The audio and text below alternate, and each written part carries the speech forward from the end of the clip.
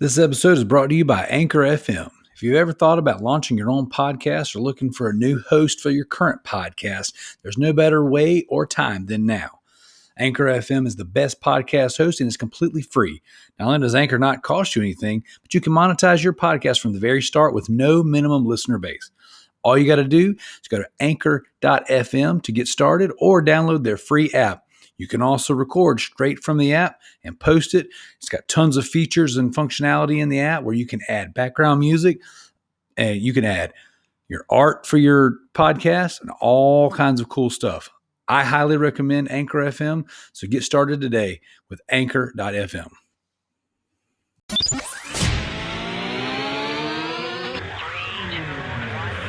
Pistol.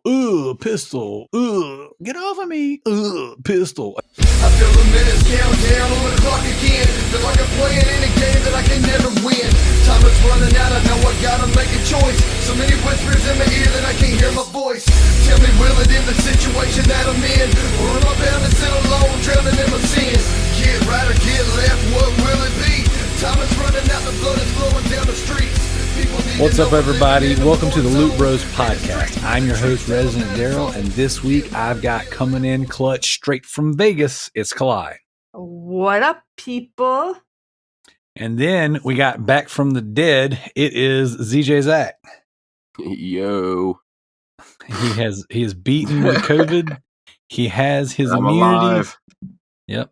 If you hear any sniffling or snorting or any excessive drug use, that is just Zack recovering from COVID. I only have the sniffing because I just had a sneeze war with myself like right before I joined the call. Dude, I did too. It was the wildest thing. I was telling Kalai two things. Well, one, I only told her one of the two, but I was sitting in the bed beside my wife and we were watching some stupid, disgusting cult documentary. And I wasn't tired. I wasn't sniffing or sneezing or anything. I go over here to get logged in to get the call signed up. And I start having a sneeze fit.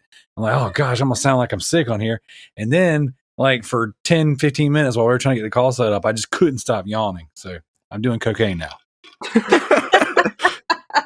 And then we brought in the big guns, the heavy hitter, the king of the Be Legit himself. It is Levi. Hey guys, glad to be back, man. It's been a while. It's been about 6 months. It has been a while. It's been way too long, actually. But you know what? I've been enjoying listening to you bring some sense of sanity to the Trophy Whores podcast once a month. Basically, somebody has to. Yep. The highest rated episodes they have each month are the Be Legit episodes. So we'll pretend that's the case. Hey, you know what? No one can prove us wrong. So there. That's right. That's right. So that's right, everybody. This is the Loot Bros Podcast. Before we get into our toast, there's a handful of things I need to go ahead and lay out there. I know everyone loves the housekeeping section of the show. This week's going to be a little bit different. For the next few weeks leading up to Extra Life, which is November the 6th, we're going to be promoting the upcoming Trophy War with Team Loot Bros versus Team Trophy Whores. That's right. For 24 hours, we're going to be whoring ourselves out and getting as many sleazy, disgusting, easy, gross trophies as possible in an all-out, no-holds-barred competition against the Trophy Whores. So it is going to be an absolute blast. We've got a lot of cool stuff planned for Extra Life this year, and this will be the first year we actually have a Loot Bros team for Extra Life, so it's going to be pretty interesting. I have a question about that. Yeah. Since you're whoring yourself out, does that mean I'm your pimp? If in fact you are organizing the competition and you are providing the games that we would be getting the trophies, then yes. Technically, you're what they call a voyeur in the industry. You're just watching. There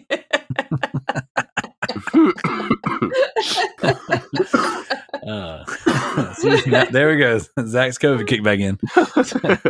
All right. So in typical housekeeping fashion, we do have a bunch of other shows getting ever so much closer to the relaunching of some of these other shows I've been talking about week after week. 2236 Comic Cast. We have our monthly Nintendo podcast. That is the Loot Bros Driftcast. We also have our Patreon, the best gaming Patreon, at least on the East Coast of the United States. By far, the most bang for your buck. If you don't believe us, just ask us. That's right. You can get in on our Patreon for as little as $1 a month. We have multiple tiers, lots of extra content, and new stuff coming this month. Maybe even some spooky horror themed content.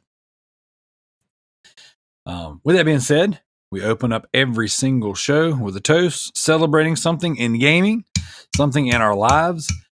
We also like to shout out to our monthly patrons, our Patreon producers. We have My Name is Effing Mayo, John Tancredi. We got MZ Nitro, and then we have CJ, the greatest Sony pony of them all, who is also on the run from the Australian government. Yes, that's right. He is. And the thing that I wanted to toast to this week is we got a new iTunes review from a longtime listener and friend of the show. And actually, we were kind of messaging back and forth. Kalai, you were in the group, and he has also been a guest on the Loot Bros podcast. But we were talking, and in my memory, it was like, oh, yeah, you were on just like a few months back. And he was like, no, actually, it was 2019. I'm like, whoa, time flies when you're having fun. Mm-hmm. So I'm going to read our review, and then we're going to toast. Wait, before you read your review, are we going to toast the other thing? Or would you like me to mention the other thing I found? Hey, go ahead. I also wanted to toast about the GTA guy I found. That's right. Yeah, the naked man. Yes, apparently a naked man playing GTA 5 had to pause his game to run out with no clothes on to stop a man from actually taking his car. Somebody was trying to steal the parts of his car, and he ran out butt ass naked to stop the guy. Somebody was under his car stealing his catalytic converter, and he ran out naked and chased him off. And he actually said he even tried to wrestle him. Wow, me and him have something in common. Yeah. You know, the only problem is, Zach, if you were naked when you ran out to your truck, you probably would still have 2 catalytic converters. Fair. Very fair. The Bearded Nerd writes in, and he says, a very inviting community and very comedic podcast. The hosts invite you in with a plethora of great jokes and a very at-home feel. If you don't like Sony ponies and game passions, a.k.a. game pasturbators, then you can still come give it a listen. 5 stars, all that good stuff. Thank you so much, Bearded Nerd. Thank you, Zach. I really appreciate it. Anytime you guys write into, leave reviews on the show, because what it does is it moves us up higher in the iTunes algorithm. And let me tell you why that's important. Just this week, I was doing a bunch of design work, and I had ran out of all my podcasts and at least my gaming shows.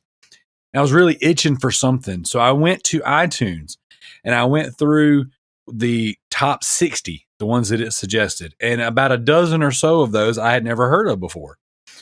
So I just went through and hit boom, boom, boom, boom. Latest episode of the top 60 of the gaming podcast, or quote leisure podcast.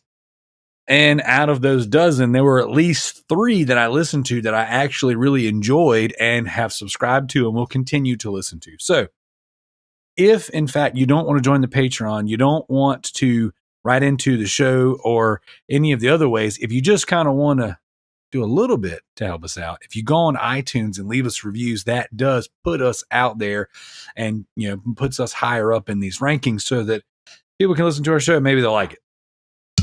So that being said, let's get with our toast.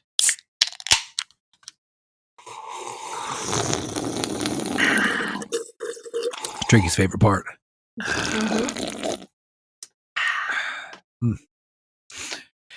Very nice. All right. Levi, since you have not been on the show in 6 months, why don't you open us up with what you've been playing? Well, I got a PS5. Oh, yeah.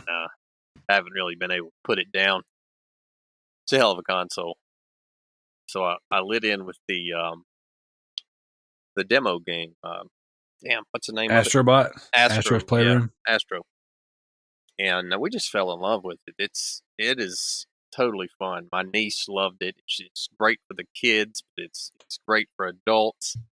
It shows you everything that controller can do with the haptic feedback and the adaptive triggers, and it was just awesome. And I didn't finish Death Stranding. I've been dragging it along. I finished a little over half of it on PS4, and I did that $10 upgrade. Now I'm tickled to death that I did that. I waited because now I get to play the second half on PS5. So I'm playing it. I'm going through and I'm finishing the last of the Silent Hill games that I had never played, like 4. And I left at least one review, maybe 2 on 4. So when you first get into 4, it doesn't feel. I'm not going to say it doesn't feel like a Silent Hill game, but it just doesn't feel. It doesn't It's feel like definitely it doesn't different. feel like it's going to be a great game. Right. It's Am I simple. the only one that can hear CJ's tears right now? So simple game. You're in the room, and it's just a completely different design, and it just wasn't my thing. But it was okay. I'm not gonna say it was bad. I eased through a couple hours in. I'm really digging it. The halfway point, I'm in love, and the second half of the game, it was just absolutely amazing. It wound up being probably the scariest of any of the Silent Hill games I'd ever played. The story was just beautiful. The monsters, some of the best monsters I've seen in any of the Silent Hill games. It was just all around just A plus. I think I gave it about a 8.5 out of 10. It's one of the best games I've played this year. I hear somebody's TV really loud in the background. It was. I don't know. It's not on my end. Now I wanted to say with the Silent Hill 4, I also want to pick your brain about Astro's Playground too, before you get too much farther. But with the Silent Hill 4, Yeah. I agree, man, because like when GOG released that one, I bought it as soon as I saw that it was available. And I jumped into it and was like, man, I remember not liking the beginning of this game, but like I really didn't like the beginning of the game playing it a second time, or I guess so many years removed. And I put in, I think, about an hour and a half, maybe 2 hours of it, just kind of getting the lay of the land. And it basically, all it does is kind of reintroduce you to the characters. I made it back from I made it back into the room, I think my second or third time. And I do remember it really picking up and getting more, quote, Silent Hill, a little bit later on. And you do more combat stuff, and you're kind of going from section to section through the different little, I guess, peepholes or portals or whatever. Oh, yes. But that was definitely one of my least favorite Silent Hills that I can remember, which is why I'm interested to go back and finish it, because especially reading your review and you were like, man, it really picks up towards the end and gets really scary. And I remember it being pretty creepy.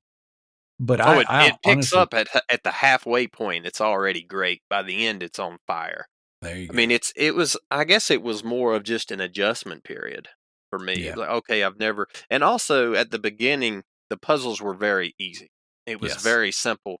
By the end, it's actually this is the first game I've ever had to pull up a guide.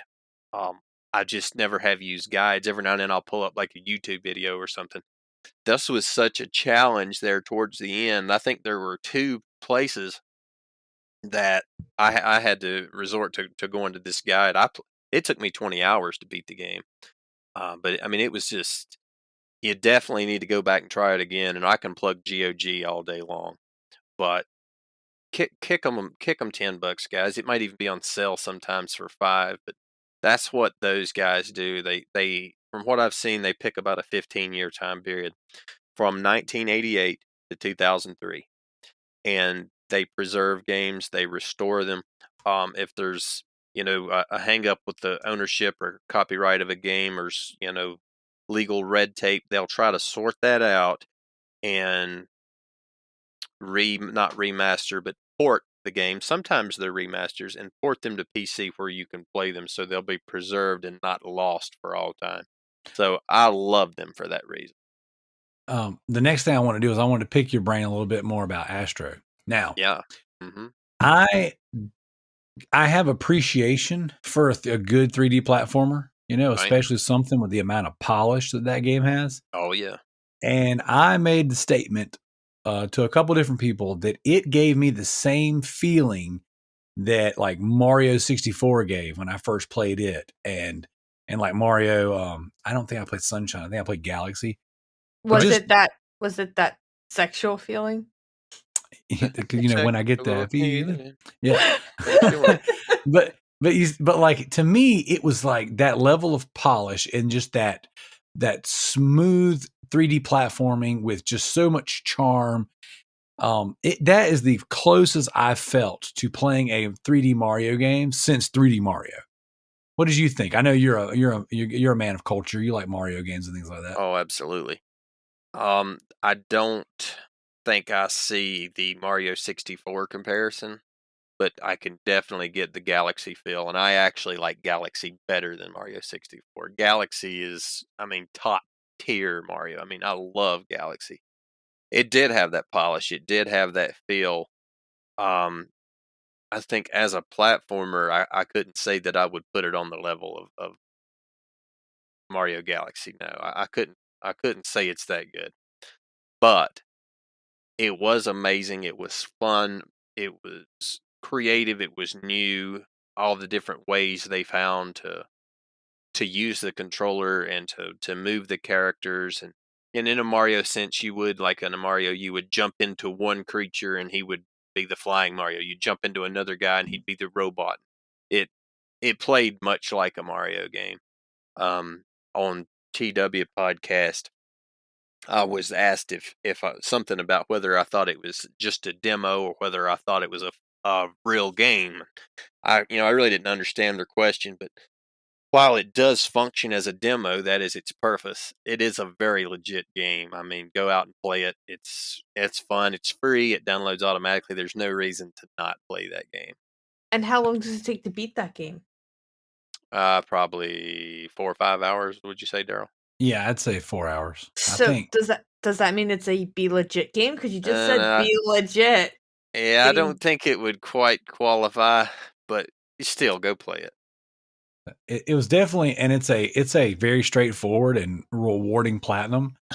Because the thing that's so amazing about that game is the amount of PlayStation history that they put in there and the care that they put. Yeah. And as you explore the different territories and the different pieces of the map, you find like PlayStation peripherals and you find controllers and you find like, memory cards and things like that. And it was just one of those things from the PS1 to the PS5, it was just oozing with style and nostalgia. And what was so awesome is all the different iconic characters from the PlayStation universe had little Astro Robot versions of themselves in there. And it was just, even the trophies were just so clever and well thought out. Yeah, beautiful game. But aside from that, I've got 2 more here. I play some real-time strategy. I got into Age of Empires 2, and I took it pretty seriously. I got into YouTubing and learning all these new builds and booms and economic booms and military. There's different ways to play the game and to progress really fast and get your ranking up. I just went all in and really loved it, but I kind of burnt myself out. I took it too seriously. Um, so I've tried to find some more simple games, and everyone knows I'm a big Dune fan. Now that's not Doom, Doom. I'm talking about Dune, like Frank Herbert's book. The Sega Genesis, Dune Battle for Arrakis. It's considered the first RTS real-time strategy game ever made. And I thought, oh, this is going to be terrible. Going back, playing a Genesis game after playing the modern Age of Empires and stuff. I thought, oh, it's gonna control awful. It's gonna be janky, but it was actually smooth as butter. I played it. It has a campaign. I finally beat it last week. Just a magnificent game. If you like real time strategies, if you like the books or movies, Dune, it's a must play. I love that game. And of course, the last one I've been playing is the Alan Wake remaster for PS5. So I've got one act left, and I've just loved it. They've really done the game justice.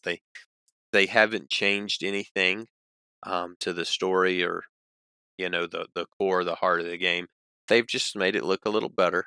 and gave it the controls, maybe controls more like the game control now, with the Unreal Engine 4, and just with the haptic feedback of the controller and those adaptive triggers, it engages you in the game so much better. I'm really enjoying it. I can't wait, man. I can't wait. I sent you a picture of my copy, and I opened it up because, like, the disc, every now and again you get a game and like the disc will be kind of loose in there. So I opened my copy up the other day when it came in because they told me it wasn't going to be here till the 24th. And then my copy came in and on the 11th, and the disc was loose and cracked, like split about an inch from the center. Yeah. Wow. Yeah. So, but you know what? I got to give Amazon credit, even though they are profiting like tremendously off of selling our data and listening to our conversations at home. Their return process is smooth as butter. It is smooth as butter. I gave them a call. They sent me a return logo. They're like, hey, take that to the UPS store. They'll scan it. They'll throw the thing back. We've already pulled you another copy, and it will ship the minute this checks in at our facility. So my copy is due to me. My second copy will be due to me before my original ship date, so I'll still have it before Halloween. I'd actually made a little surprise, little section I was going to plug. I've got some Bright Falls trivia. I got 5 or 6 questions, but since you haven't played it again lately, we'll shelf this for maybe the next time. There you go. Maybe we'll do that around closer to Halloween. So that would be fun. Now, I was going to say that I don't have that problem when you buy digitally. Yeah, but you also don't own your game. I'm all right with that. See, I am very much not okay with that. And to take it a step farther, I have jumped on the limited run bandwagon, and I've been buying all these little indie horror games and these smaller, like Song of Horror. Yes, Song of Horror. Have you played it yet? Yes, dude. It's very much like I don't want to say it's like Code Veronica, but it reminds me of Code Veronica in the sense that it's the old style, survival horror game.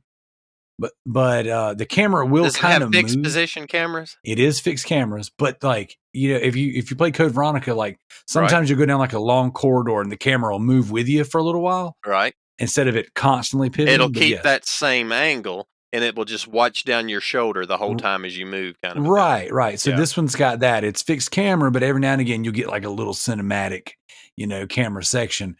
And you have multiple characters, all this stuff. But the beautiful thing about it and the frustrating thing is it has permadeath. So that's what I read. And the way it works is so freaking cool. Each section of the game, like you have like chapters, let's say. All right. Like you can play through the whole chapter without dying, and then you'll progress to the next one. If you die, a character that knows you comes looking for you, and it gives a little bit of backstory. But from what I understand, and because I didn't kill everyone on my first playthrough of the first mission or whatever, but the characters will come looking for you, and after like 3 or 4 of them die, your game's over. You start over, and it's very clever in the way that it tries to trick you into doing things that you'll get yourself killed. I've never played anything like that, dude. It's me either, and that's why it's such a gem. And so like like for just kind of reference, you play in this you're in this mansion style house, and there is something a little seemingly supernatural going on. And so you're doing all the stuff trying to find the house. You're solving all these puzzles, very Metroidvania, old school Resident Evil, to where like you have to have certain keys or certain things to get you to progress, blah blah blah. And then like in typical Resident Evil, there's a dirty bathtub. And so in Resident Evil, you would drain said bathtub, and there would be an item or something you need in the bathtub. So I find like a dirty sink or something in Song of Horror, and they're like, "Do you want to drain it?" I'm like, "Yeah, duh. That means I'm gonna get the next item I need." Obviously. Yeah, no. In Song of Horror, that was a booby trap, and my character died, and I was like, "Oh my gosh, they tricked me. They knew that I would do that because I'm." Why wouldn't you? Why wouldn't you? Exactly. And what was really cool was I had been very careful to this point not to die. Every now and again, when the imminent threat is after you, you can go up to a door, and before you walk through it, you can listen into the door. And if you hear noises or things that sound like danger could be there, danger is in fact there. But if you listen long enough, it'll go away. Then the coast is clear. And so my second person, I did something stupid as well and got that person killed almost immediately. And I was like, wait a second, how did I spend, probably 80% of the first level, I'd say a couple hours, 2 hours, not dying. And then all of a sudden I'm down 2 characters, boom, boom, like just back to back. So, I beat the first level, first mission, however you want, chapter, however you want to call it. It's broken down into 4, I believe, is what they said. But whenever I was going on in my little horror groups on Facebook to like sing its praises, but like, man, I love this game. People were talking about the 3rd or 4th chapter at the time was very buggy and had like a game breaking glitch in it. And so anyway, so I reached, they said the patch was coming. So I reached out to the developers. I'm in their Discord, and they actually sent a note to me a few weeks back, and Kalai read it on the show because I wasn't on that episode, that they have patched the game and it's fully functioning. All the trophies unlock appropriately and everything. So I stopped after that first quarter of the game, to kind of wait on the patch. And then I just haven't gone back to it yet, but it's still installed on my PS5, and very, very, very, very cool indie game. Looks good. It's got the, it's very charming. I like it a lot. So on the scale of 1 to 10, what are you going to give it? So far it's a solid 8. Like, just again, I'm only about a quarter of the way through based on how the game's broken up. But just the basic premise of the game, it's amazing. The characters are really good. The supernatural, I guess, I don't know. I don't really want to call it supernatural because it's not explained yet, but the imminent threat and all the things going on, it's just very interesting. It's very cool. It's got a little bit of that Euro jank. Like I think it takes place in like the UK or Britain or some place overseas like that. And it's every now and again, you'll play some of these European themed games that just have there's something a little quirky and odd about them. So that it has that, but it's very charming. I like it a lot. And I'm going to pass it to Kalai since we interrupted her, but I wanted to tell everybody I've been following this game for a while to try to buy it. Physical, but everywhere it was 30 to 40. Kingwin has CD key right now for $3. Yep, so it was on Steam over a year ago. Yeah, there's no reason not to buy this thing for $3. But yep, Kalai, we interrupted you. What were you saying? Actually, I wanted to ask you a question about the strategy games. You were saying that you're playing Age of Empires. I was curious if you tried out Humankind yet. I have not. Okay, have you seen Humankind? Never heard of it. It is a new game like Civilization. Yeah. But it's a little different. Jim played it and he says it's good. He likes it. It kind of melds a couple of things together. You might want to check it out. And the best place to play it? Probably the Switch. No, Game Pass, because it's on Game Pass for free for PC. Really? Yeah. Okay. Well, good. Yeah. There's no reason not to try that. What? Oh, sorry. I'm just gonna. I've been playing some Game Pass this week myself, so I can't hate. Absolutely. But we'll check it out. I'm ordering Song of Horror right now, though, so I would like to have that limited run physical, and if it comes on a decent buy, I'll pick it up that way too. Well, I bought it today after taxes and shipping. It was $48. It comes with like a collector's sleeve, nothing crazy. But I'm in a couple different horror game groups, and apparently it released physical pretty easy to obtain overseas, like in the European versions. Just a little tougher here. Yeah, and so over here it only released digital, but limited run did a run on it. So, I mean, the problem with limited run games is they're limited, and once they make their print, then they get really expensive. So with the limited run horror games like Infliction Extended Cut, I bought, and then I bought this one.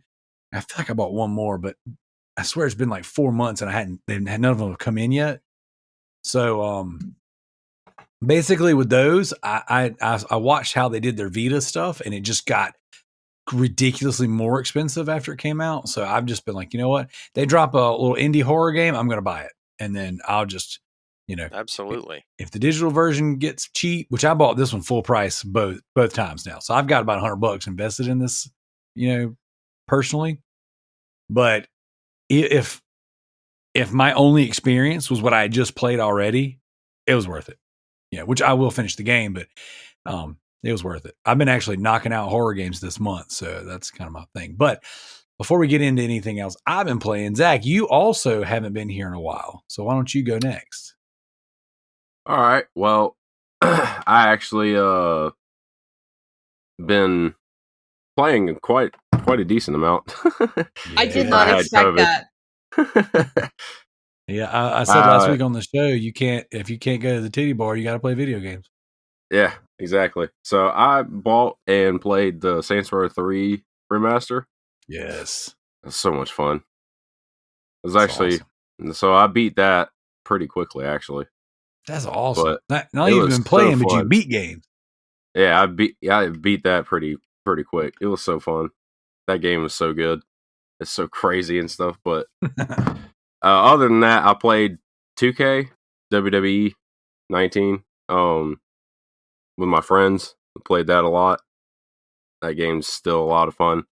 Oh yeah, it makes me miss the wrestling games because 2K20 suck and Battlegrounds is whatever.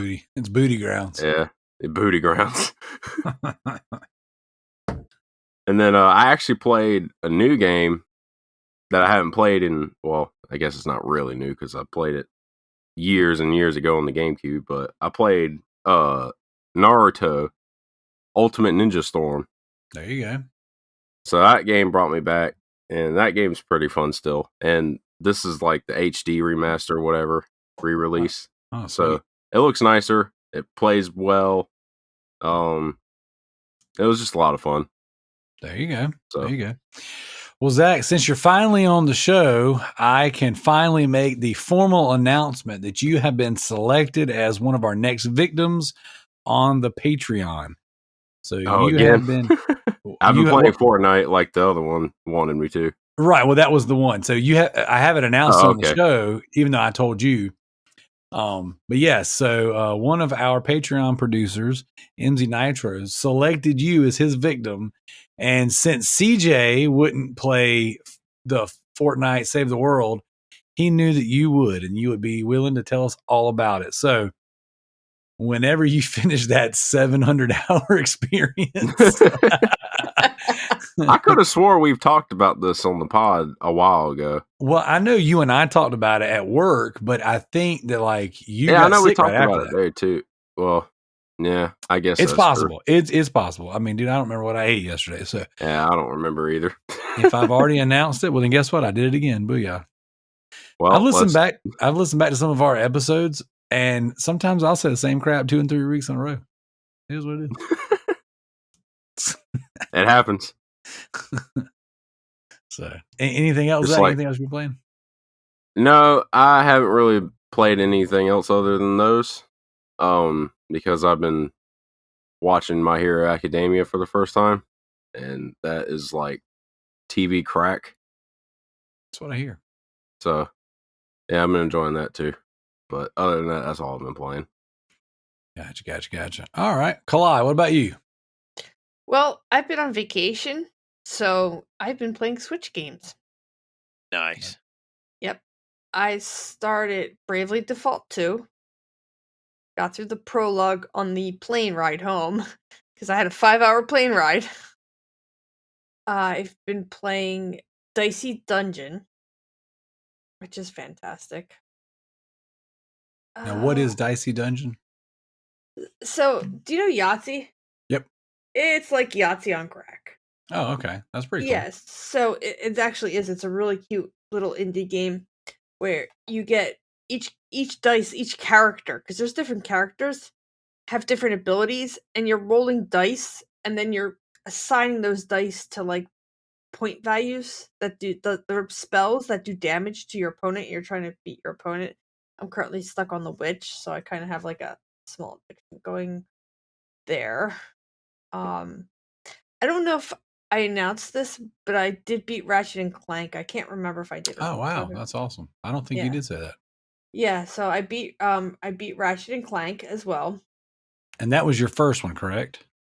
Yes. First Ratchet and Clank game? Yes. What'd you think overall? I thought it was really cute. I thought there was a lot of cutscenes. I remember you saying before when you were playing it that it did have a lot of cutscenes, and yet they typically have a decent amount. I mean, it's very much a Sony style game with lots and lots of narrative and you know and stuff like that. And plus, that one was kind of like a I feel like it was like a retelling of the movie. I think that's how they worded it. So it was a bit of a reboot of the first game because the first game, Ratchet and Clank didn't actually like each other. So their relationship was more so of them learning to get along versus in this game, they're like, oh, hey, let's be friends. So. Well, here's the funny part. After I beat the game, I was like lying in bed and I was like, oh, I know. I think I'll watch the I was like wide awake. I was like, I'll watch the Ratchet and Clank movie because I think it was on like Netflix or something. Mm-hmm. Apparently, I've watched half of the movie already and I stopped. So I was like, oh, I'll just start over again. I got halfway through the movie and fell asleep, so I still don't know what happened in the movie. Yeah, but I really liked it. I thought it was cute. But hey, look, I played my PlayStation. No one can't tell me I did it. But besides that, I've been like super, super busy getting ready with everything. In fact, next week I'm not going to be on the show because I have a play I'm going to go see with my mother. Oh, sweet! What are you going to go see? I'm going to go see. It's a '60s play where it talks about growing up in the '60s and it's music themed. That's pretty cool. So it's like musical. Yeah, it is a musical. I belong to the Walnut Theater. I have season tickets, which is in Philadelphia. My father used to take me, my mother, and my sister there when I was younger. Unfortunately, my father has passed away, so me, my husband, and my mother now continue that tradition, and we went back to getting tickets because it's like $250 for 6, whatever the 6 series of shows are, and then we go out to eat, which is always nice. And it gives me something to do with my mother.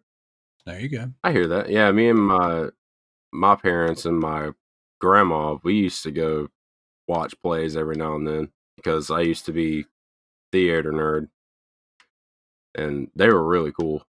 Like, them people, they do amazing work. Mm-hmm. So that's kind of been, we've been doing a lot of theme park stuff lately, and I'm not a huge theme park person. Like, it's just not like my brother and his wife and my kids and my wife, they're just theme park junkies, right? Yeah. And like me, I'll go and I'll have a good time, but it's just not like, that's not my favorite thing to do. But going to the shows and the plays and stuff they have there have really been kind of my bag there. It's kind of my favorite thing to do. I was telling you, cool. As I was talking about before the show, I went and saw the Bourne Stuntacular, and it was just absolutely phenomenal. The amount of special effects they were able to do with the live action scenes and stuff. It was just, it was so phenomenal. And when we went to Legoland, we went kind of around the Halloween time. So they had like these musical / plays, but they were all like horror themed, but yet they were still kid friendly. And they were really good. And we were actually talking today, my wife and I, my son, he got his red belt in karate today, my oldest. And so he's moving up. It's like his 5th or 6th belt. And so we were going, we were just sitting there kind of waiting on the belt ceremony thing to happen or whatever. And we were like, my wife's like, hey, let's go ahead and set dates for our next Universal trip. And shout out to one of our listeners, Gareth Davis. He said him and his family are coming to Florida in May. So I told him when they come, whether they do Disney, Universal, whatever, we've got season passes to some of those places. I was like, let me know and my family will book a trip down there and we'll do like a little hangout. And so we were looking at like, oh, we're going to book May for sure because they're going to be here. And then like, well, we want to go kind of like end of November. And we were just kind of looking at like, what did we miss? What did we not miss? And rides wise, we caught everything, but we missed multiple shows and the different little things that they host in their venues down there in Universal. So we're looking to go back in the end of November to try to check out some of the stuff we missed. So I've been a bit of a fan of those myself lately. You got to come up here to New York. New York's not really calling my name these days. Maybe one day. Come on, Darrell. What's wrong with New York? Oh, nothing. I have no interest in ever going again. It's a fine place for people. So. Got a lot of good museums. Yeah, that's cool. I dig museums. So actually, I wouldn't mind going up there to Times Square and aggravating JT and Jared and Tricky and all those other nerds. So, but yeah, I'm sorry, Kalai. I was just, you were talking about the plays and stuff, and that I was, kind of want to interject a little bit. So, what else you've been playing and got going on? Ooh, yeah, not much. I beat Trine 3. Oof. Trine 3? Yeah. Okay. That was like the worst of them so far. I was thinking the same thing with that one. I couldn't remember if I bounced off that one or not. I think the first 2 were pretty well regarded and pretty good, but I don't think 3 was that great. No, because they took the whole concept and totally spent the entire budget on the graphics. Which it looked good because that was an early PS4 game I played.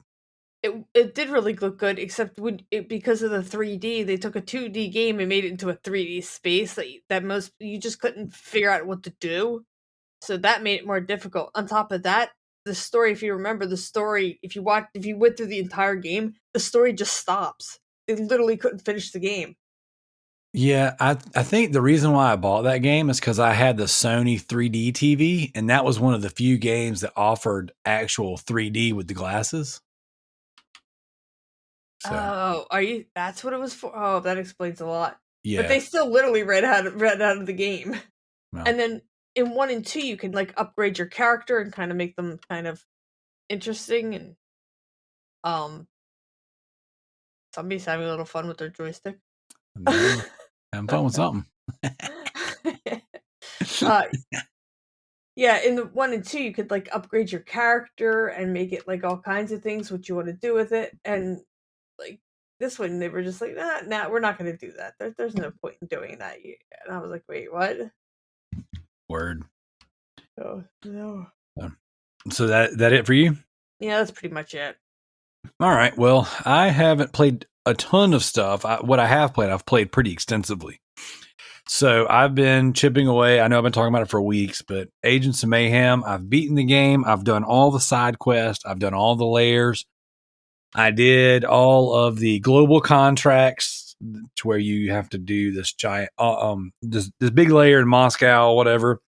Overall, pretty enjoyable game. I still feel exactly the same about it. Like, it's definitely a podcast game. It's definitely a watch a show while you play this game. The gameplay loop is still great. I'm not tired of it. I'm 32 hours deep into the game now. And I've just been chipping away at it at night. And it's one of those things that, like, my wife and I have watched a few different TV shows together lately.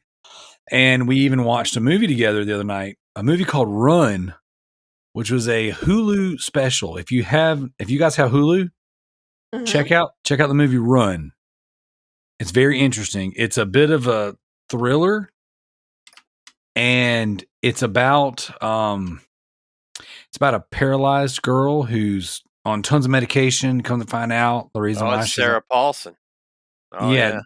And the reason why she's on medication is because her mom's been got Munchausen syndrome, and it's extremely interesting. And it's got some horror elements, some like slasher elements, just in the way that they, have the mom kind of pop in and do things. And what's really awesome is that it's a 2021 film that was very engaging, very suspenseful, but yet it wasn't a crude, vulgar movie. The writing was good. Like it was, I feel like here lately, a lot of the stuff I've consumed, I've watched has just been not good, and it's been just bad writing and overly vulgar, like to the point where like normal people don't really actually talk like this. Right. This was really, really good. This was one that like from start to finish, I was like, man, that was a good film. I'm sold on it. I'm watching it tonight. It was good, man. I really enjoyed it. I hope you enjoyed it as much as we did. Oh, but, I know I will. And now that you say that, I'm going to watch it with my family because, I was raised in a religious family and I'm temporarily living with my folks. And we like to watch good movies together. But, Dad starts hearing people taking the Lord's name in vain. That's so. Yep. So he calls it, or if there's a lot of sexual scenes, or just like you were saying, going over and the top to be vulgar. I mean, we have no interest in that. I don't think that a large amount of cussing and a vulgarity, I don't think it brings any value to a movie. I agree. Now there might be a few very, very rare exceptions. A few directors who can pull that off, but by and large, a lot of sex in a movie it adds no value. So I love to see a thrill horror film that plays it mild, like you're saying. So this is right up our alley. I'm reading reviews since you started talking about it, and this is tonight's film. It's a good one, and like you said, it's definitely something you can watch with the family. And I don't know. So for me, I don't mind if you're going to write something that's going to have a bunch of language in it. It's whatever, but it's just sometimes I work in a facility of like older, hardworking men who like your typical construction, you know what I'm saying, blue collar guys. And when you put on a film and you got some little 90-pound freaking millennial being more vulgar and like, then some of these hardened dude, it don't seem right. It doesn't feel right. And you guys all know bad writing when you hear bad writing. Right. And that usually turns me off on a lot of things. And it's like, I don't know. Again, it's whatever. If it's done right, it's done right. But like Quentin Tarantino, Tarantino can do the over top, the vulgarity, and can play it well. He's Samuel really Jackson. But that's pretty much about it. Well, aside from Quentin Tarantino movies, I would just assume leave all that nonsense out and have a film like Run, like you're talking about. Yeah, it's a good one. So I think I'd be interested to see what you think. But my wife and I have been kind of tearing through some movies and some shows and stuff. And like Run being the exception, I didn't play any games through. I was like totally engaged. But we've watched a few shows, and I've been kind of just, like I said, tinkering around with Agents of Mayhem, just doing side missions, grinding out my levels for my different characters.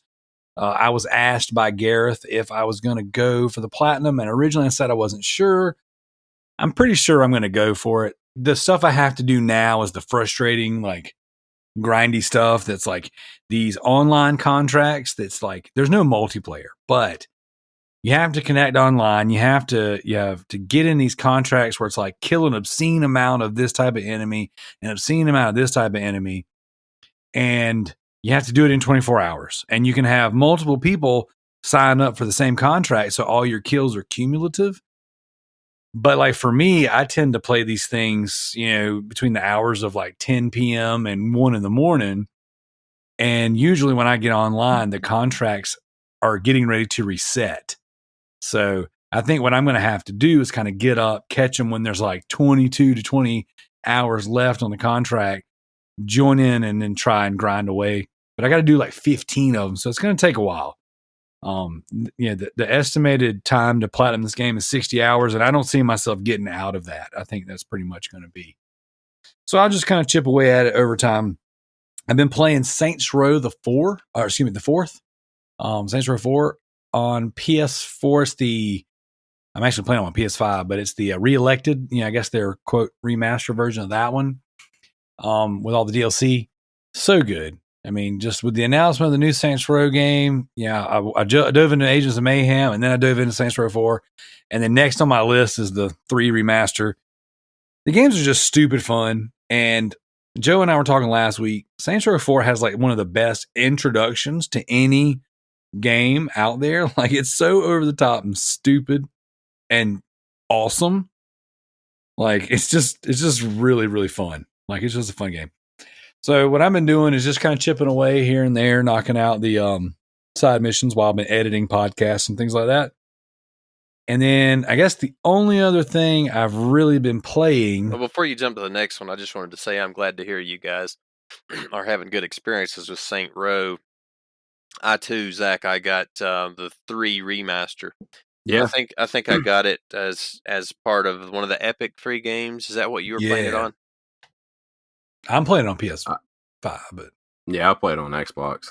Oh, okay. Well, wait, you're saying the 3 remaster is on PS5, Darrell? Well, the PS4 version is. But, oh, okay. Yeah, I'll have to check that out. But so I got it, and I pre-ordered the new one, the new Saints Row on Epic. I wound up getting the PS5 a week later, so I canceled it and pre-ordered it for the PS5. And I'm really debating whether to wait and just make the PS5 experience my first experience with Saints Row, or whether to go ahead and play one of the older ones like the 3 remaster. I talked to Jeff Hanna, who works on that game, and he said really it doesn't matter. He said they're kind of standalone games. I never got into the what do you call them, sandbox game, like GTA type games. Never really got into that. It wasn't my thing, but I'm going to give this one a try, mostly because of Jeff, and I just want to support the developer he works with. Yep. But I'm glad to hear good things, and I'll be diving into that soon myself. So now, go ahead, Kalai. I'll tail in after you. Yeah, I was just curious because I just want to explore this only because Saints Row the 3rd and the 4th get more ridiculous. Yes.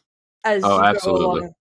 And like we just had this conversation about, cursing and Christian values, and I don't see that game fitting in with Christian values.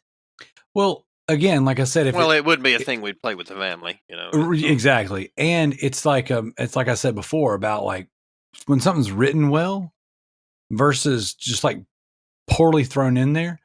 I mean, I think any one of us can judge with honesty, like when something's just not well done. Like I'll give you an example of one of the worst offenders. Resident Evil Revelations 2. Okay. Terrible game. The dialogue is so bad, and they have a character in there who's this angsty teen who tries to throw the F-bomb in every single line, and it just doesn't work. It doesn't make sense.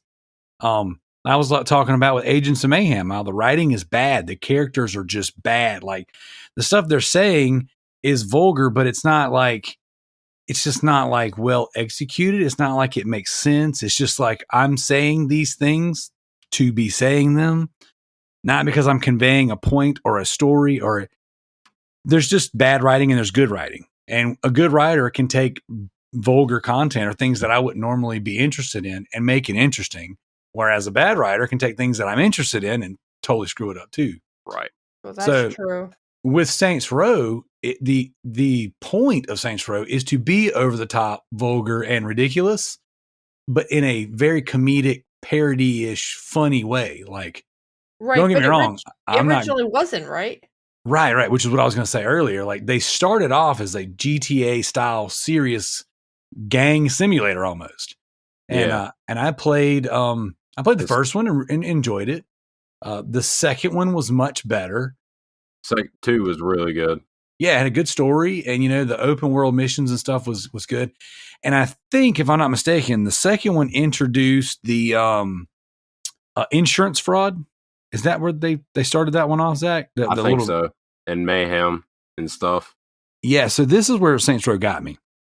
They had a mini game to where you had to walk across the street from like a doctor's office to just another part of the the map, and you had to get hit by a car, and then it would throw your body into like a ragdoll mode, and then the objective was to get hit by as many cars as possible and rack up insurance money to make money for your gang.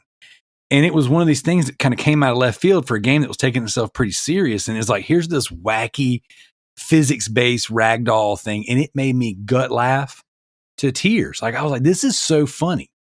And so the third game comes around and it takes everything and ramps it up to 10. Mm-hmm. And just like so many more mini games. It is very vulgar and it's very inappropriate. And but its presentation is no longer taking itself serious. Now it's a parody of itself. And it's funny. It's just, it's like, it's funny. It's not, it's good writing. I mean, I don't know a better way to put it other than, like this is pretty freaking hilarious. And, same thing for 4. 4 takes it to the next level because now it's very much ripping off the Matrix. So now you're plugging back into, quote unquote society, very Matrix style. And now you've got superpowers. So my recommendation, Levi, would be to jump into 3 because that one is like somewhat grounded, but really steps into the more ludicrous stuff. Right. Once you go to 4 and get out of hell, it's just over the top. Balls off Jeff's the wall. own words himself. He says this new one's going to be completely over the top, ridiculous. So maybe I will try 3 first. Yeah, 3, and again, it's one of those things you don't play. In my opinion, you don't play Saints Row for the story. You're playing Saints Row for the gameplay, the wacky mini games, and the overall absurdity. Yeah. You play Grand Theft Auto because it's a more grounded version, open world sandbox game. It does have some cool physics and some. I mean, don't get me wrong. Grand Theft Auto 5 had some pretty ridiculous parts of its story, but Saints Row is just a parody of that, and it's just so obnoxiously funny. And again, Jeff Hanna's developer, Volition, they just nail gameplay. Like they nail the moment-to-moment traversal through their games. They nailed the car, which they apparently are revamping their driving mechanics and stuff. I think that's actually what Jeff is working on. But man, I like Agents of Mayhem. The driving is so good. Like I've told the story in the podcast years ago, but one of my favorite things in games, one of my best memories was I was playing Saints Row the Third on 360. And it might have been PS3, I'm not sure, but that generation. And I have my headphones on and I'm listening to the radio and I'm driving a motorcycle and I'm going up a hill. Just going, just friggin' moving. The sun's coming up and I'm listening to Deftones' Hole in the Earth. And it was just one of those things where I was like, man, this is like a very cinematic, like this is an experience. This is just like setting the mood. This is awesome. And then about that time I got T-boned and flung halfway across the map in full on ragdoll, completely ruined my song and my vibe and my mood.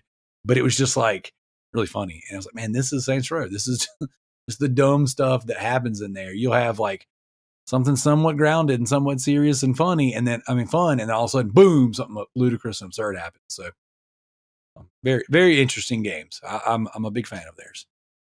So. Plus, I really like to just run around and hit people with dildos. And that is something that you can do in Saints Row. There's a baseball bat with just that on top of it. Actually, what's funny is the DLC weapons for Saints Row 4. You get a baseball bat that is a like a metal alien probe. I think it's called the Inspector or something like that. Again, like I said, vulgar and inappropriate, but like done in a way that's really silly and funny. And when you hit people with these bats, they go flying across the map and it's just ludicrous. And it's just like, who does that? Jeff Hanna does that. So, but yeah. So, and then the last thing I want to talk about that I've been playing would be a Game Pass game, a day one. I played about Ascent. You're talking about Ascent. No. I'm talking about Back for Blood. That came out this week. So, it did, didn't it? Yeah, I put it in and I played it. And like I said, I was playing on my lunch break. I had it preloaded on there and I played for about 45 minutes, about the 50-ish minutes. I beat the first, mission into the second mission I think I was on, or maybe I was on the third. I'm not sure, but it's good. I think, and I said this in the Discord with you, Kalai, it's not fun single player. Like, No, that's exactly what I said to you. Like, I had Yeah. fun playing the beta because I was playing the beta with 3 other people, with my friends. And, Yeah. it was kind of like, oh, get this, go, let's do this or let's do that. Where I could see that not being fun as a single player game. Yeah, and I experienced Left 4 Dead 1 and 2 with friends, with my brother and some of our friends and stuff. And it was a blast, but it was very much like built on, just going and fighting hordes and working together and, tiptoeing around, not trying to wake up the witch zombie that's going to scream and call the horde and stuff. And it's like playing it by yourself, you're just stuck with this god awful dialogue and your character's constantly repeating these dumb one-liners. And it's very, very just meh. Like it wasn't bad. Like it controls well. It looks great. It's very Left 4 Dead, but it's just not, it's very underwhelming just by yourself, which don't get me wrong. I played Left 4 Dead 2 or Left 4 Dead 1. I can't remember, on Steam by myself one night. And I didn't really have the best time of my life, but I'm like, I've already beaten the crap out of this game and I was playing it by myself. So I didn't expect to love it, but like playing Back 4 Blood, I was just like, oh, okay. It's a zombie game. It does its thing. Did they fix the audio problem they were having? I don't know. Like I said, I only played it for a little while and the audio was working for me, unfortunately, because the characters wouldn't shut up. And I was just like, gosh, just like everything you did, everything you saw, someone had some kind of one-liner. And my character Molly just was getting on my nerves. I don't know if you heard what happened with the zombies, that they actually had to go back and they didn't find it till beta testing. The users actually found the problem with the zombies. When they were saying what sounded like racial slurs. Yes. Oh no. Nope. I would have much rather heard that than what I was getting. Ooh, pistol. Ooh, pistol. Ooh, get off of me. Ooh, pistol. I mean, I swear I heard it was like it was glitching out. It was so awkward. I'm like, please say something mean to me instead. Please insult me. Spit in my face. Something. Spice this up a little bit. This is terrible. It's like, I got pills over here. Ugh, pistol. Ugh, get off of me.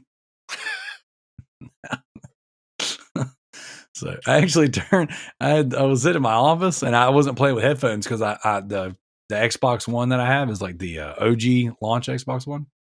It's not the launch one, but it's like the big fatty.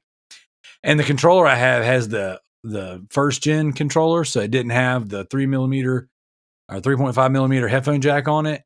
Mm-hmm. And it's got the real janky LBRB that you can't push from the top. You got to push from like the angle side.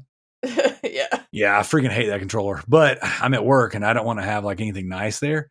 So I was playing with it and I was like, well, I can't use headphones, so I'll just turn my TV up a little bit. I turned it up and I was like, oh, this is terrible. I'm just muting it. I'm just going to turn this down now. So, but overall, it's Left 4 Dead. Yeah, even though it's just Back 4 Blood, it is essentially Left 4 Dead. I do believe this would be a great game to play with a team of 4. Friends, family, podcasts, whatever. I think that's going to be a really good multiplayer game. Loop Bros community. There you go, Gabe. I mean, I'm totally down to get together one Saturday or Sunday night in the coming weeks and play it. And that's the only way to earn achievements or trophies as well, because apparently, from what I was reading, none of it is available single player. You have to have at least one other person in your party to unlock any trophies or achievements, which is technically a deal breaker for me. Yeah, that's what I was reading. That's crazy. Mm-hmm. That's a little weird. So, yep, you're not gonna be able to single player. I mean, I don't know. There might be some way around it, but either way. So, all right, what I'm going to do is jump into the leaderboards real fast, and then Kalai will have you jump into our backlog beatdown. Sound good? Yeah, absolutely. I actually just managed to update it. Sweet. Well, we've got the changing of the guard this week. So normally we would have either CJ, Cool Kid Joe, or myself is pretty much the normal of the top 3 of the leaderboards. This week, it's completely different. So if you go to truetrophies.com and check out the Loot Bros Podcast custom leaderboard, which you can join, Mrs. Lightsight is in first place with 161 trophies. Very, very nice. Who is that? That's new. I mean, this particular person, Miss Lightsight, has been in the leaderboards for the past several weeks now and has now taken first place. Congratulations. And her latest trophy is a platinum snake boat in Snakeboat, the Autorific Arcade. Second place is Residentdarrell with 38 trophies. And then third place, for the first time, is Parzival 2528, Mr. Levi, 32 trophies. Good job. They're all Alan Wake. So unlike 32 Alan Wake trophies in the past 2 days. So yeah. Wait, I have a question. Me. Yeah. Did CJ make any of the Xbox leaderboards? I don't know. I think he removed himself from them. He's removed himself from everything. Oh. I think he's not in the Facebook page or anything anymore. Yeah, I think that's part of going off the grid and hiding from the government. You have to. I was going to say, yeah. Yeah, I think you have to disappear or they can find you. I'm pretty sure. So, but yeah, so, and fourth place, I'm styling on you, bro, the Sultan of Simulation. And he was playing Bouncy Bullets too. A little spam, a little platinum trash. So, very nice, very nice.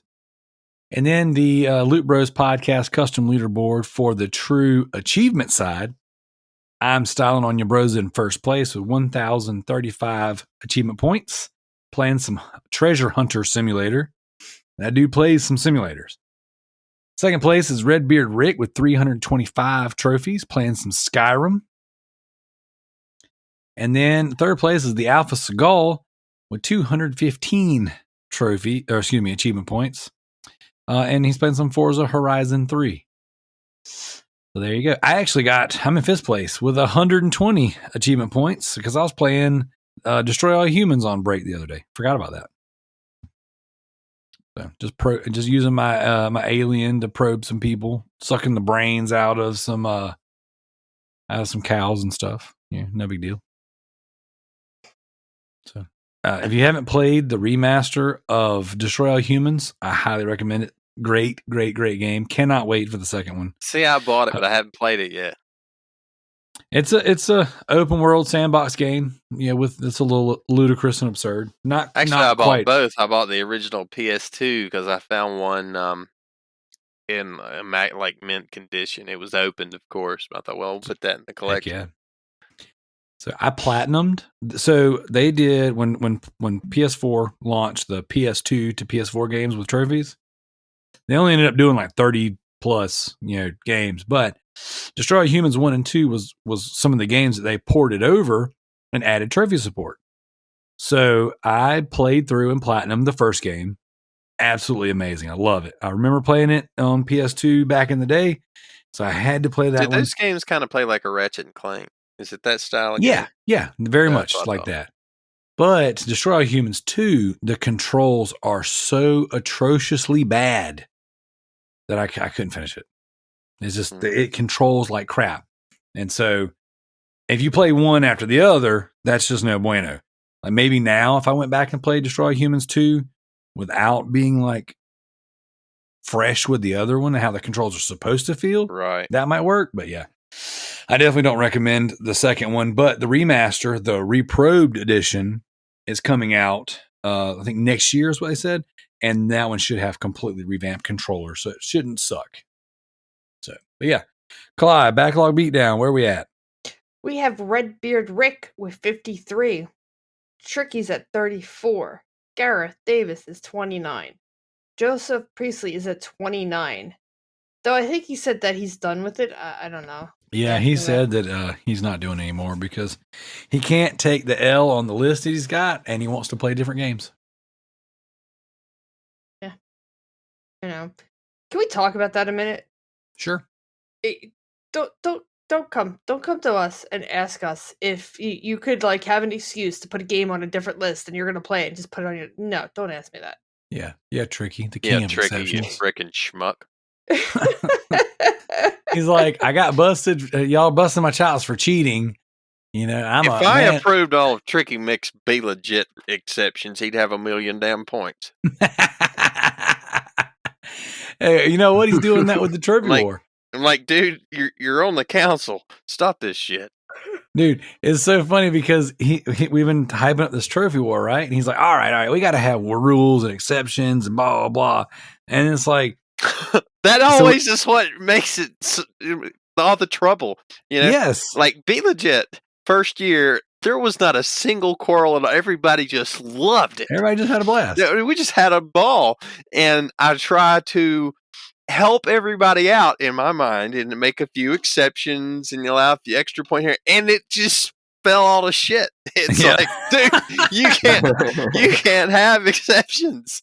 You know, you can't have any gray area. It has to be flat out black and white. This is this, that is that. No exceptions. So, yeah, ignore him on that. Yeah. Yep.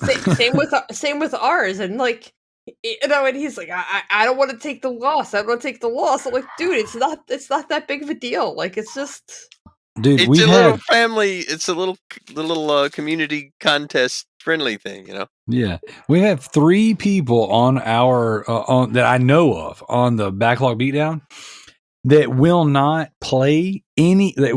They've basically quit because they won't take an L and move on to a game they actually want to play.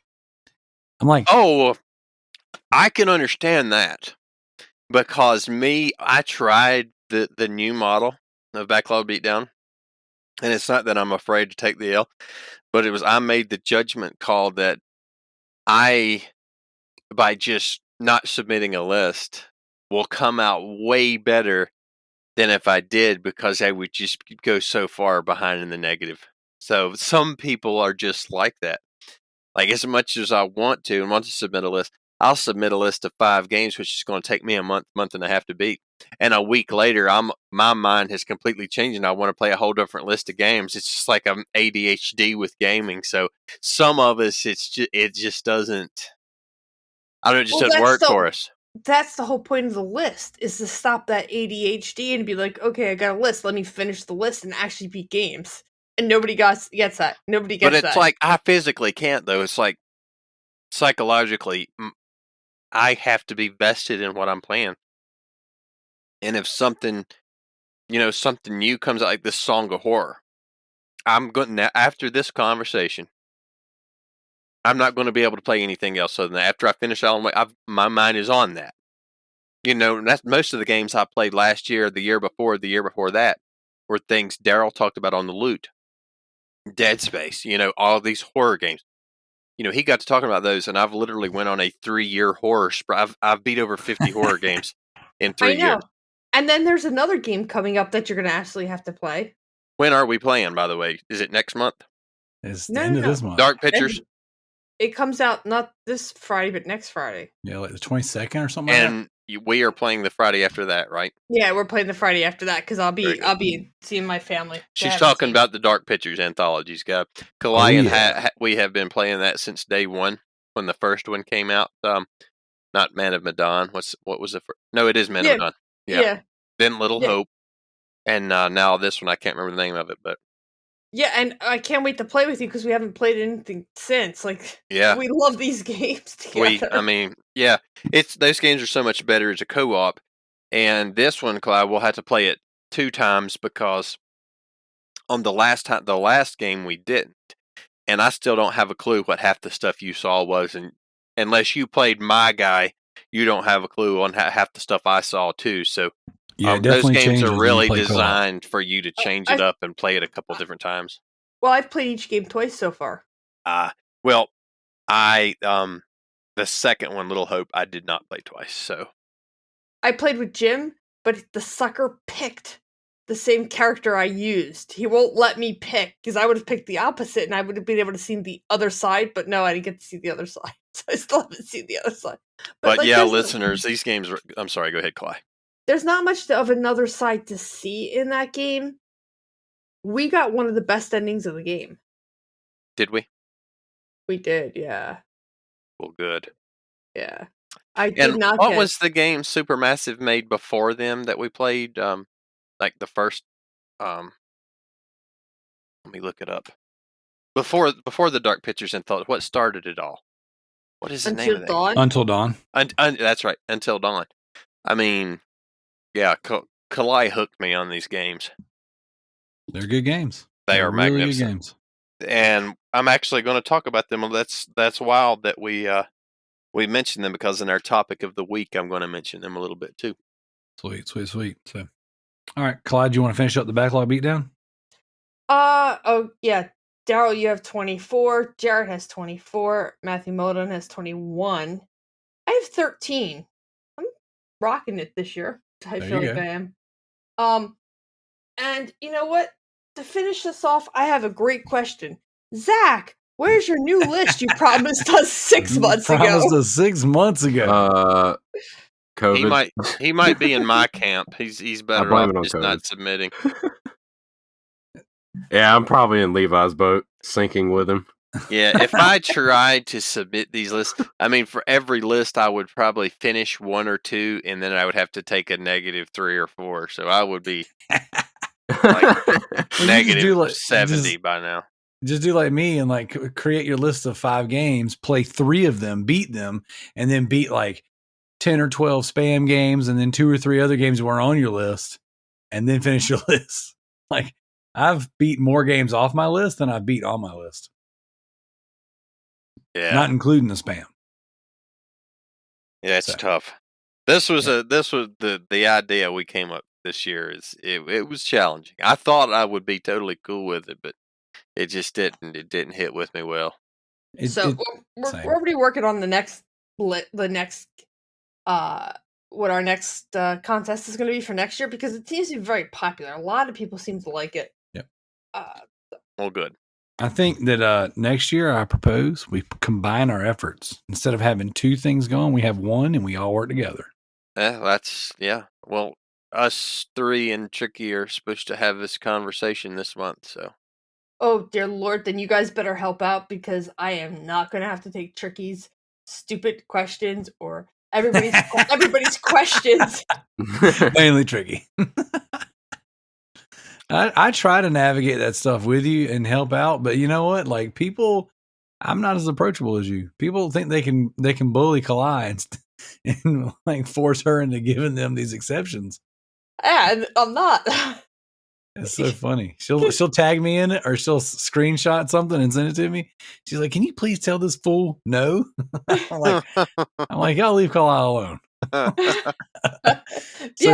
For every 1 message I get, she gets 3 or 4, 5 more. I believe it's it. ridiculous. I believe it. Yeah, they think because I'm the girl or whatever, they're like, oh yeah, she'll make an exception. No. And I'll call you out on it too. And the hardest part has been like, wait a second. Kalai's harder than any of us. Like, when the exception requests will come through, I'm usually the softy. I'm like, oh, all right. Like on Tricky's last one, I was like, since it's for the kids, I don't care. Kalai's like, hell no, you take the -1 for the kids. No. That's right. And I was like, man, she jumped right on it. I mean, quick, didn't bat an eye. Hell with them kids. Well, it's not fair. So for anybody, but virtually nobody knew. Tricky wanted us to like let him play this game. Alan Wake. It was Alan Wake. To meet my challenge. To meet his challenge. But then he wanted to, after he beat it, he wanted to put it on his next list. You're right. No. And I was like, no. So here's what I want to know. What was your challenge to him about Alan Wake? Because I keep hearing it referenced, but I don't know what the challenge was. We announced it in the last episode. It's me and Mark Duplex came up with the idea, because Tricky, he's bashed Alan Wake forever. Yeah. But he talks about how horrible a game, he's never played it. You know, how do you bash a game you never played? And talking about how he would never play it and all this and that. So we put our minds together. It was like, how can we force this joker to play this amazing game that we can all agree is an amazing game? I don't know anybody that doesn't like it. So we were like, let's call him out, because he's big on this whole what's that thing he's trying to make the money off of for the kids? Extra Life. Extra Life. So that is how we'll do it. So we called him out to an Extra Life challenge. If he plays it, streams it, and finishes it, there's a bunch of us that's going to donate. And if he platinums it, me, Mark, and JT all have to double our donation. So if he goes and plays this, he'll probably get a couple $100 out of it for this thing. Plus, he also, like, if he hits, I think, $2,000, he gets some type of commemorative blacklight plaque or some wild thing. Yeah. And he really wants that thing. So he's rising to the challenge, I believe. But yeah, that's the deal. Well, Yeah, but go ahead, Kalai. I just wanted to say that I'm like, no, because there's plenty of people who are taking negatives. I mean, he's complaining about 2 negatives. Let's look at Redbeard Rick, who has 53 points in this contest. How many negatives did that man take? Tons. Oh, yeah. Yeah, he takes them all the time. Well, not only does he take them all the time, as part of the backlog beatdown, the whole point is to play games you've never played before. And he didn't plays realize some that. amazing games.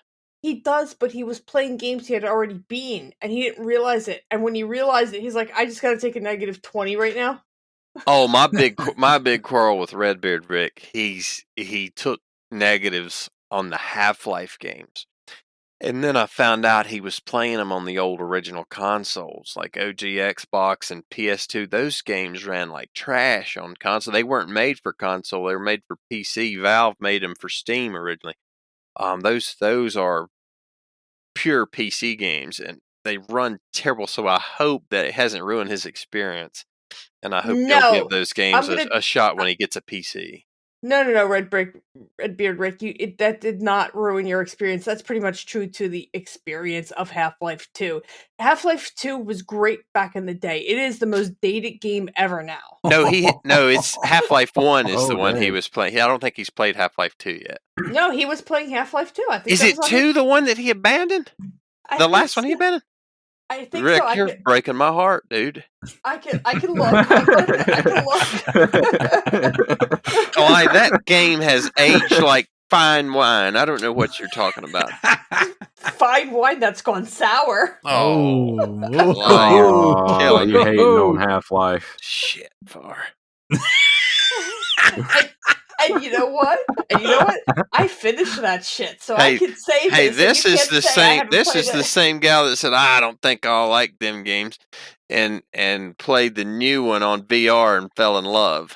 So, Half-Life 2. Half-Life 2 was the one he abandoned. It was Half-Life 2. Oh, that's terrible, Rick. I think less of you. And you know what? That's because Half-Life Alyx is such a fantastic experience, and I played that first, and it was so good. And to go that might have been what got you. Exactly, that's exactly what I was going to say. It was such a good experience and so amazing. I didn't get a single motion sickness playing freaking VR. I played Half-Life 2 on PC, and I was getting motion sickness left and right. That's why I have quit making my recommendation. Normally I would say, what the people would ask me, because these are my games, this is my series. People will ask me, what order will you play them in? I'll say, just 1, 2, episode 1, 2, episode 2, and an Alyx. And I changed it once Black Mesa was the full remaster was finished. But Black Mesa ran so smooth, the people that did that game runs so smooth, they went back and played 2 and they didn't enjoy it as much. So I've changed that, and I don't even mention Black Mesa anymore. And I just say, just go play 1, because if it does, you jump into Alyx and Black Mesa, it is tough to go back and play 2, and 2 is the best game of them all by far. So it makes it tough. I dig it. Kalai, is there anything else we need to say for the backlog beatdown? Are we ready to move into the topic, because we're going to do things a little out of order this week? We are ready to move into the topic, because we're also an hour and a half in. That's fine. If we need to save some of the community questions for next week, we totally can. So that's why I switched it around, because since we got Levi on and we made this idea of coming together for this, for a little something specific. You know what? I was going to say, I just think we should just skip questions altogether, because we're having such a good conversation. We'll see how it goes. I will see. Okay. All right. So we're going to do this week's official topic instead of community questions in this order. Now, We are in the month of Halloween, so we are getting ever so close. And what happens is this time of the year, this particular month, everyone starts throwing out there, their Halloween stuff, and then the developers tend to release content and games, our spooky games, our horror games this month. So, just like you guys said earlier, with the horror pictures, or excuse me, the horror pictures anthology, dark pictures anthology. Geez, I can't think. With that one coming out, we Resident Evil, Capcom has been touting there's like 7 announcements for Resident Evil coming the rest of this month. So they're going to be doing some, some of it's been like giveaways, some of it's been merchandise, but some of it, they said there's 2 of them that are supposed to be big announcements. So we'll see what happens. But Levi, you and I have been kind of going back and forth on some Silent Hill stuff. There's lots and lots of rumors swirling around about Silent Hill. Right. So we're going to talk a little Silent Hill today. So before we dig into that, who here, besides me and Levi, has played a Silent Hill game? Uh-oh. Crickets. It's be a 2-man conversation. Oh, man, here we go. Zack, you never played anything Silent Hill before? I played PT. Okay, that's and see, I haven't. You can't access that unless you owned, and I wasn't playing games at that time. Unless you own the console and downloaded the demo at that time, my understanding, there's no way I can play PT. Nope, you can't. Nope. Even if you owned it. I would have to literally borrow your PS3, wouldn't I, Darrell? PS4, and bring it back and play it. 4? Yeah. Well, I might eventually actually have to do that. I don't have it either, though. That's the thing. You don't have it either? I would totally be down to let you do it, but my sister, because it was on her PS4, she sold it. Or actually, she didn't even sell it. She let a friend borrow it, and he deleted it. Oh gosh! Yeah, stupid. She could have sold that PS4 with it on there for like $1,000. Yes, on eBay. Yeah, easily. I told her that, and she didn't care. maybe GOG will restore it. Well, here's the thing: because they've already got 4 now, Silent Hill 4. So, and that's one of the wildest things that I've seen. When this is one of the reasons why I'm so. Don't get me wrong; I've got hundreds of digital games. But why I won't commit to that being my main way of doing things is because PT, Teenage Mutant Ninja Turtles, Duke Nukem 3D, like these games that are removed from the storefronts and then removed from the back end to where you can't even redeem them even though you own them. So like PT, just like anything digital, if I delete it, I own the license. I can access it from the back. I can always hit download from the console. That one, you cannot do that, man.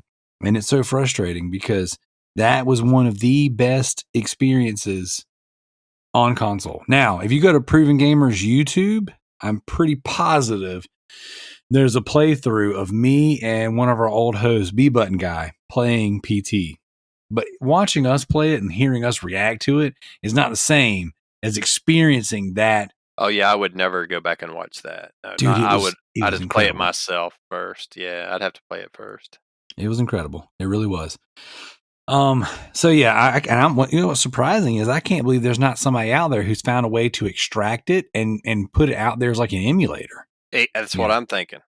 Well, let me update you this because I don't really play the Silent Hills. So as a way to get into this conversation, I just Googled Silent Hill PT on my my little iPad right here, and it's like, oh, here's a fan-made version of the same game that they pretty much redid the entire version for people who can't do it, and here's how to download it.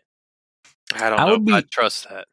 I would be interested. So I've played some of the I've played some versions of that's been in like Roblox and gosh, what was that other game? It was one in Dreams. There's been a couple, of these creator engine things. Now, granted, neither one of those are going to be the same as someone doing it in like Unity or Unreal.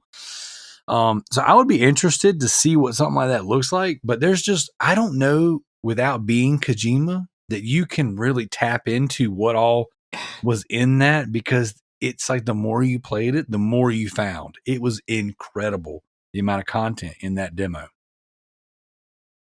Yeah.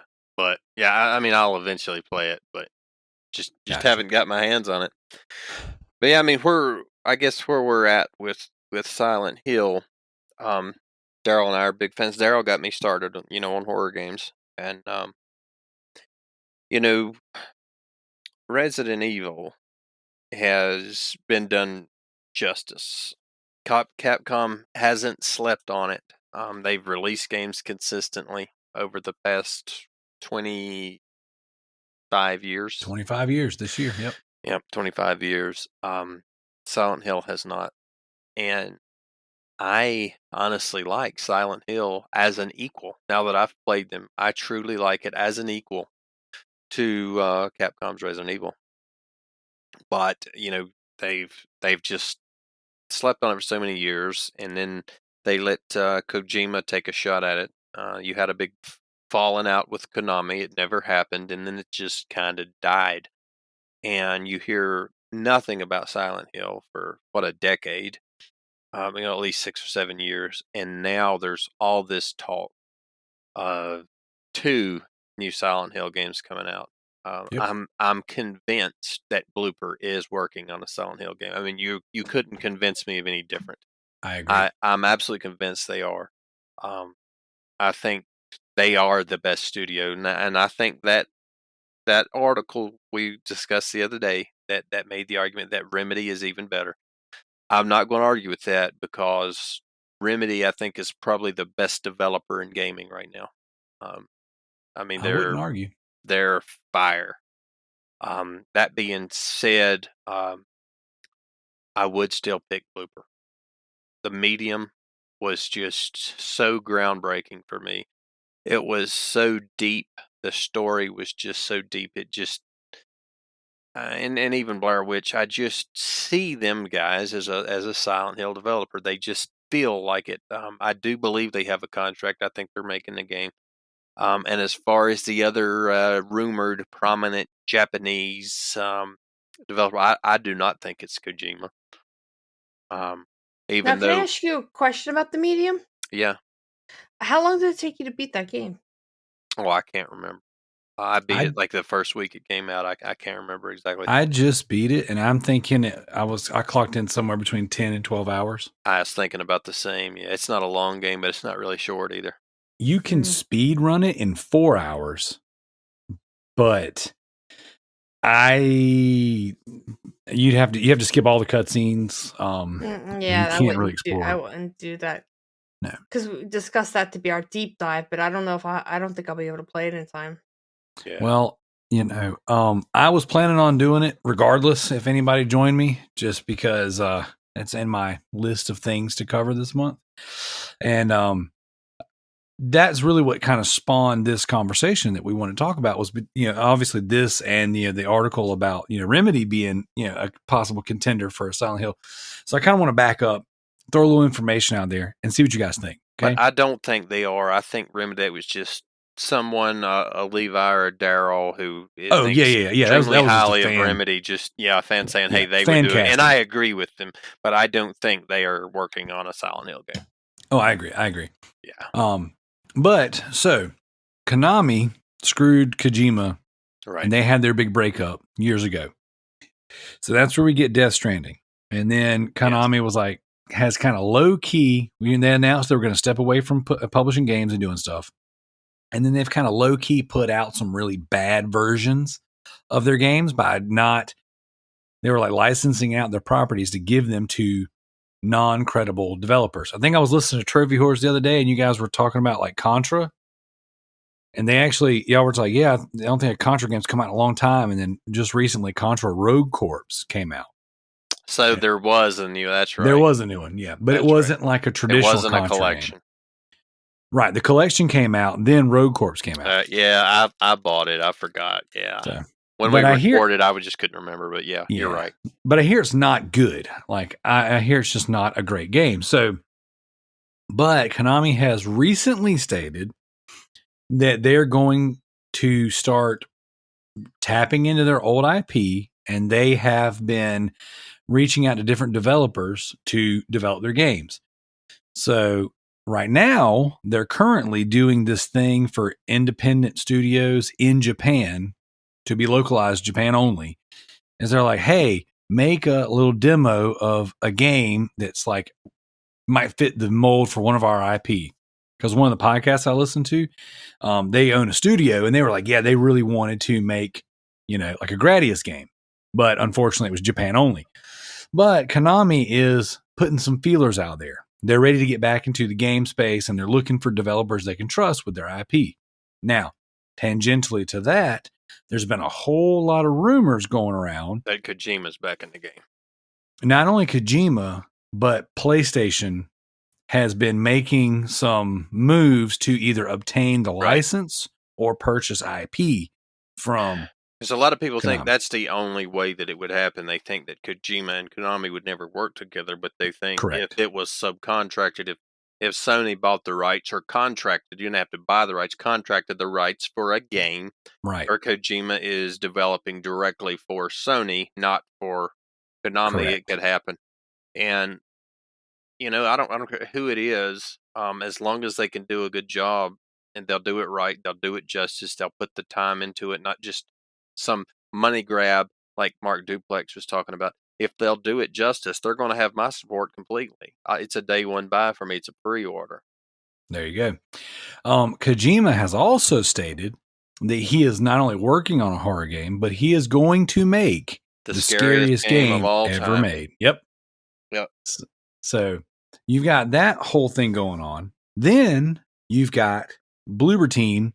They're two unnamed. They're two projects they've got going on. I'm going to pull up an article from The Gamer, and it's kind of going back and forth about the leak that Bloober Team was working on a couple different projects with code names. One being H2O, one being codenamed Black, and one being codenamed Dumb Spyro. One of them ended up being Layers of Fear 2. Now, the other two, codenamed Black and Dumb Spyro, are still in development. Now, it seems like whatever they were trying to do with Black and Dumb Spyro has been shelved, according to The Gamer, and this article came out July 8th of 2021. So, but they said they are still working on other games, one of which, and they said, is an existing IP. And I think it's been confirmed since then that they are working with Konami. Like, there's been a lot of conversation. Even again, I still don't think it's confirmed, but I just couldn't imagine it's not Konami and a Silent Hill game. Well, after playing the medium, I can't. They're can't the see guys it any other for way. it, man. I mean, that's the dev for it. So I'm going to pull out my notes here. So as I'm writing down my notes for my review of the medium, I was just blown away by so many things. Yeah. I knew you'd like it. Oh, dude, it was so good. And I got to say, the haptic feedback within that game, it just marries all of the elements and all of the immersion. But when we're talking about like just little things that stood out from like Silent Hill themes, there's the spirit world and the natural world. Right. Yep. Those skin sheets that she takes the razor blade and cuts the skin to get to the different areas. Mm-hmm. Dude, that is so freaking Silent Hill. Yep. How about just the feel, the sounds? Yeah, absolutely. There's so many pieces of music. There's one. There's like that. It's like a garden area where you are. What's that little boy's name that ends up being one of the bad guys? Richard, I believe is his name. Yep, Richard. Okay, there's a piece of music where Richard is like, he's a young boy and he's like been sneaking food to that little girl. Right. There's a piece of music that's played in there that I swear to you is ripped out of a Silent Hill game. I believe it. Dude, it was killing me. Like, the more I play the game, the more I'm like, the flashlight on her vest. When you find that flashlight in that office and she just clips it on her vest, I'm like, oh my God, Silent Hill. Like, there were so many things. And to me, if like this, again, conspiracy theory, we're putting on our tinfoil hats here. I was like, holy crap, dude, they made this game and this is like the prototype. This is like, hey, this is what Silent Hill could be in this. Because, like, don't get me wrong, I love the medium, but it's got fixed cameras it's got moving and fixed cameras. but it's got a little bit of jank in the movement. You know, Right. the movement animations are so similar to Silent Hill 2 and 3. Right. They are. I mean, it's just like, I was like, man, if I was Mr. Konami, and I'd be like, hey, these guys, these are the ones. You know, we'll tell something a little more narrative heavy, a little less combat focused. Well, Play with you. that with is your what mind. has sold me on them completely. Is because when you look at Silent Hill versus Resident Evil is more of the, you know, bust a zombie. You know, Yep. you've got your puzzles solved. You know, some horror. But when you look at Resident Evil, it's the true psychological horror. It is very deep story. If you stay with it, you'll be hooked. I mean, it's truly scary. It's like psychological, and they really delve you into the story. And Medium did that. I mean, I was so vested in the story of the Medium And it and was the good too. psychological aspects. It's like these are the guys for Silent Hill. There's no question about it. Well, how about the when the imminent threat is chasing you, and he's like, "Let me wear your skin." Oh, He's it's like, so let me creepy. wear you out." I was just like, "Oh, oh my gosh!" I only was really, really disgusting what he's saying and what he Yes, means, but like he it, scares the crap out of you. it was terrifying, but it was awesome, you know. And It's amazing. what I loved about, the medium was that the threat wasn't like some trigger happy AI code that just knew where you were at constantly. Like you could legitimately dodge him. You could. And if he saw you, you would need to run and you could potentially outrun him. But it wasn't so difficult that it wasn't fun, you know, Right.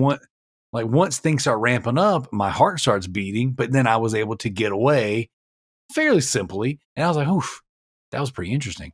It didn't waste the tension by pissing me off, you know? Like Right. I'm not going to name any names, Alien Isolation. Oh, don't get me started.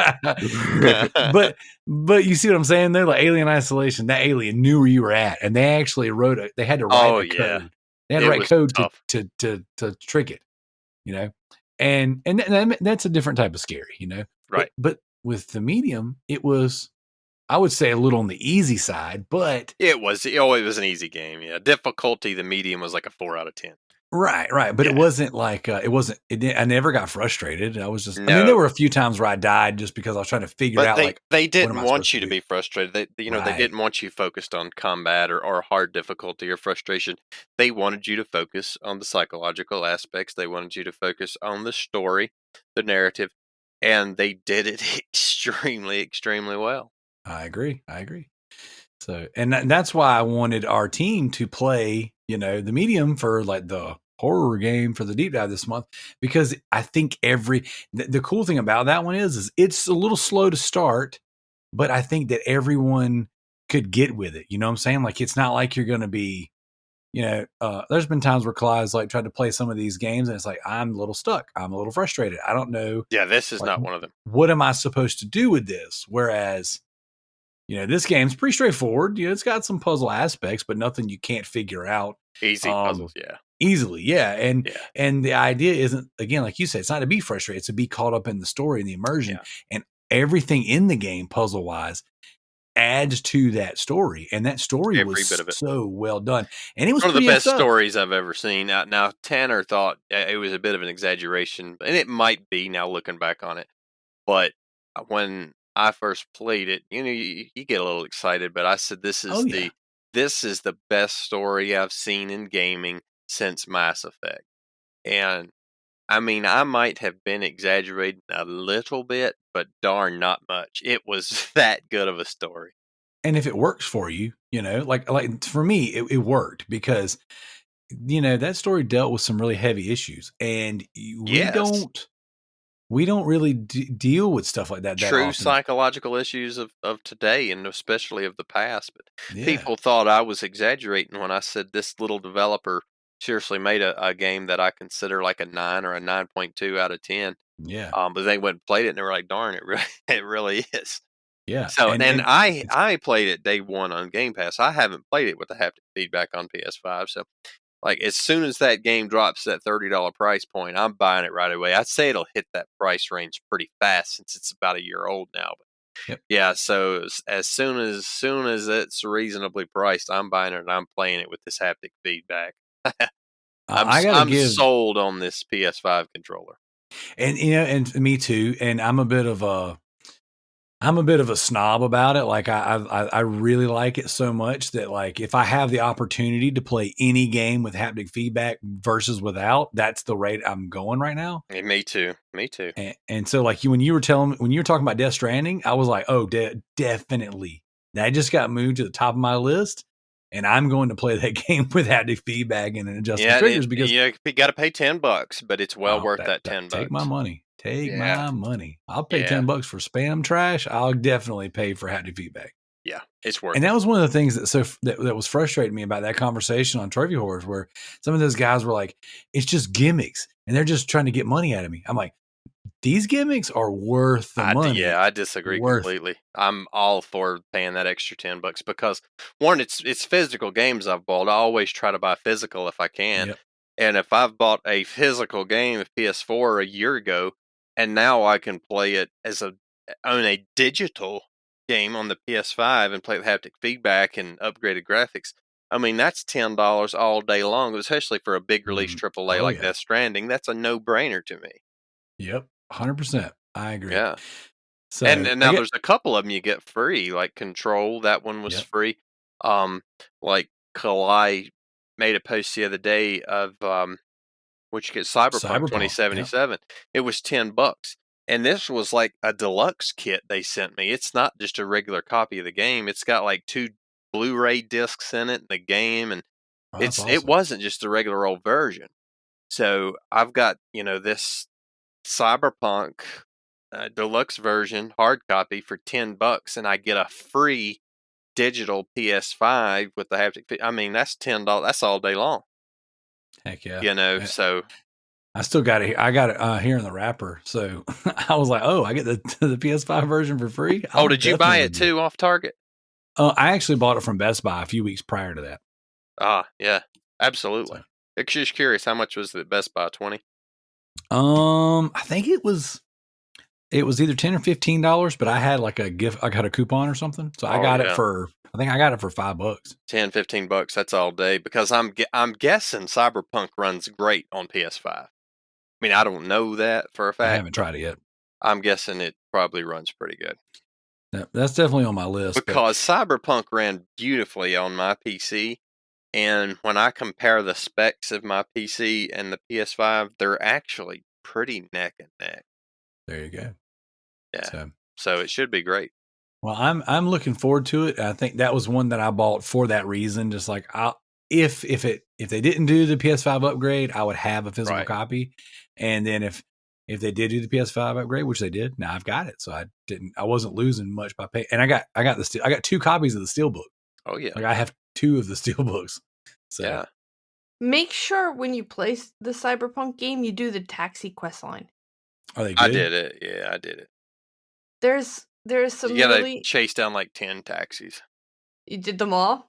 Yeah. Yeah, and if you do them all, there's some really interesting surprise actors that kind of show up, guest appearances. Right. Oh. Yeah, it was actually really fun. Cool. Yeah, it's a good game.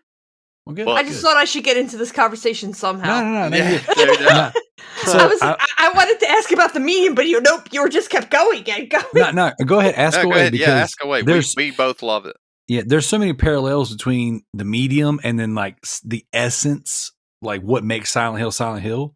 Yeah. So ask away.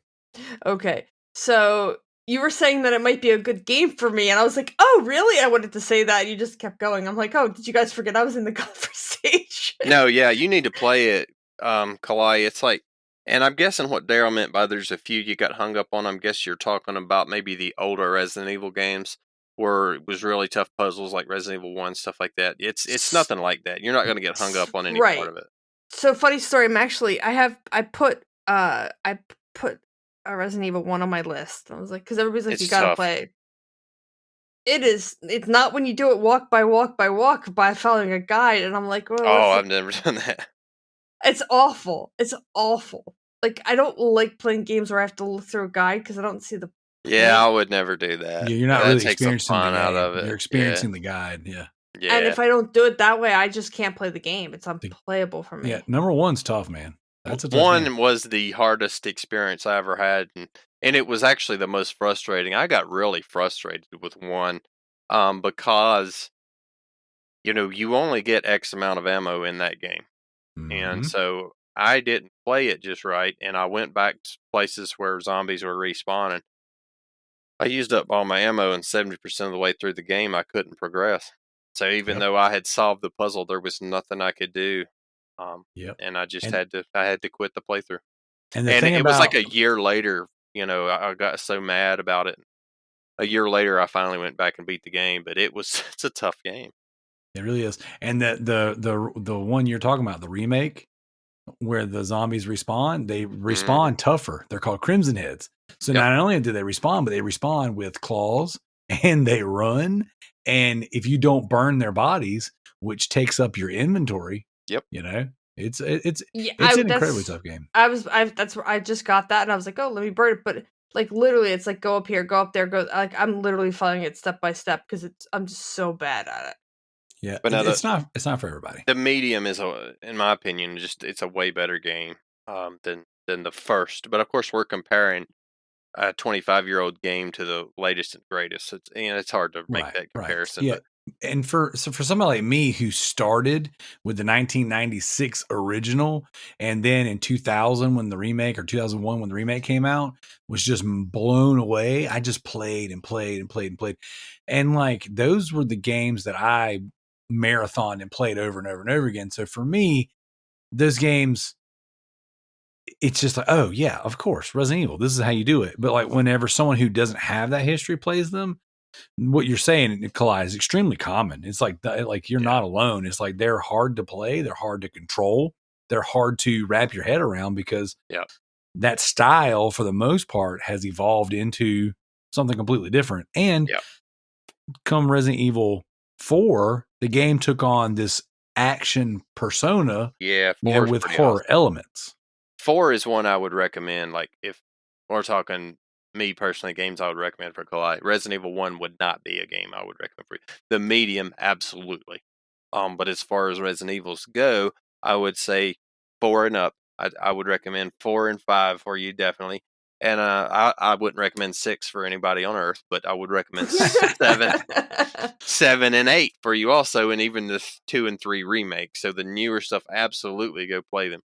Oh yeah, I've played 7 and 8, and you know what I will do? I will play the medium this weekend. I will absolutely do that. Because I just restart. I'm gonna restart from the beginning and maybe play longer than the first 10 minutes of the game. Yeah, the beginning is a little slow because it's setting a very somber tone. It's not like a game you can play while podcasting. Right. You're gonna have to really enjoy it. You'll have to here's what I'll follow the story. Yeah, Kalai, I'm gonna take the edit this weekend so that you can play the medium with no distractions. Thank you. Now I will absolutely play the medium if I don't have to edit. Because that's a game that, I mean, I am so fresh and so hot on that game that, like, if you have other obligations, you don't need to be thinking about like, oh man, I can play this a little longer, but I got to edit and I can't play this while I'm editing. Like, I know, I already have a doctor's appointment tomorrow morning. So I was fortunate. I was on vacation, so I started the game, when it first came out, and I was playing on my PC on Game Pass, and I was playing an hour-ish a day, once, maybe twice a week, because I mean, up until recently, I haven't even been able to take all my lunch breaks. So I was playing, like, one week I'd play it for like maybe a day for about an hour. Then the next week I might get to play it twice, and then I might go 3 weeks without playing it at all. And I wasn't able to just dive in, not to mention I'm playing in my office at work, and it's easy for someone to come in there and bother me. So I was fortunate enough to be able to get this and dive in while I was on vacation last week. And my family who had been around me 24/7 for multiple days was like, yeah, okay, we're done with him. We're all going to go to our own things and do our own things. And so I essentially sat here for like 2 days and just played through the whole thing. Now, what about Zack? Would be something Zack would like? I think it's a little too slow for Zack. You think so? Well, I think It's today a slow Zack, burn. It is a slow burn. I think like maybe 2 years ago, Zack, I think maybe you would have knocked it out. I think that the not only the speed of games that you play these days and the rate in which you play them, I think that this would require too much of you, and it moved too slow. I think you would move on and do something else, or you'd have a friend come over. It's one of those things to where like I don't think playing it for an hour is not good enough. You need to play for 2 to 3 to really make any real dive into it. You need to watch all the cutscenes. And the game rewards you for exploring. Like if you explore things, you find like notes and files and things that really open up not only the universe, but the mindset of the characters that like are writing these notes. And then the revelations that you find out about these characters later in the game makes it's more rewarding for the work you put into it. So. And now, so what I kind of did for episode for topic of the week, not to cut anybody off, but so with all of these rumors, I kind of put together my little list of people I could see making a Silent Hill, and I thought I would get you guys' opinion on the developers I picked. Let's do it. All right, so obviously I've got Blooper as number one. You know, we've discussed Blooper. We've been on Blooper for a half hour, so we got them, and I think we all agree that's a good pick. And number two, I probably will go ahead and say Remedy, because they're proven. They make great games. You know, you got to Alan Wake. If it was announced today Remedy was making Silent Hill, I would pre-order. What do you guys think about Remedy? Good choice. I like it. All right. All right. What other games did they make? So they made Alan Wake. Yeah. They made Control And Quantum Break. And Max Payne. And the first 2 Max Paynes. Yeah. None of those I have touched. Great games. I always hear those are great games. So. Well, Zack can't play anything else now for the rest of the year. All he can do is play. He's got to catch up on like all those games. No, doesn't he have to play the Fortnite? Oh yeah. Oh yeah, 700 hours of Fortnite Save the World. So my next one, and this is where I might get some pushback because I know Darrell don't like the style of game where you can't fight back. But to me, in my top 5 horror games of all time is Outlast, and they were developed by a company called Red Barrels, and I think that they would make a good Silent Hill game. What's your opinions? Kalai, did you play Outlast? For a whole 10 minutes. Then I tried playing it with Jim in the same room, and I still couldn't play it. It's too scary. It's scary as hell. Yeah. What about you, Zach? Outlast is. I feel like that's a pretty scary game. It is, but I don't know. I don't know how that would work with, like, if they took the Silent Hill franchise and made it their own. Like, would it be like Outlast, where you're always? I mean, I guess you're technically running from shit in Silent Hill anyway, but. Well, no, not really. You stand your ground in Silent Hill, and Outlast, you have to run. I thought there was like limited ammo and stuff. Yeah, to a certain degree, but Red Barrels would have to completely change the way they do things. But I've still put them on my list because I think they could do it. They did such a good job with Outlast. I think changing, no combat to combat would be a very minor tweak of a game. I don't think that was, especially, with these new engines, Unreal Engine and all these wild engines that make it so easy to develop that type of game. I don't think it would be hard for them to change from an Outlast style to a Silent Hill style. I think why I picked them is because they understand horror. They understand psychological horror. They made one of the greatest psychological horror games of all time with no combat. I think that in and of itself says they know what they're doing, and it's why I put them on the list. But Darrell, what do you think?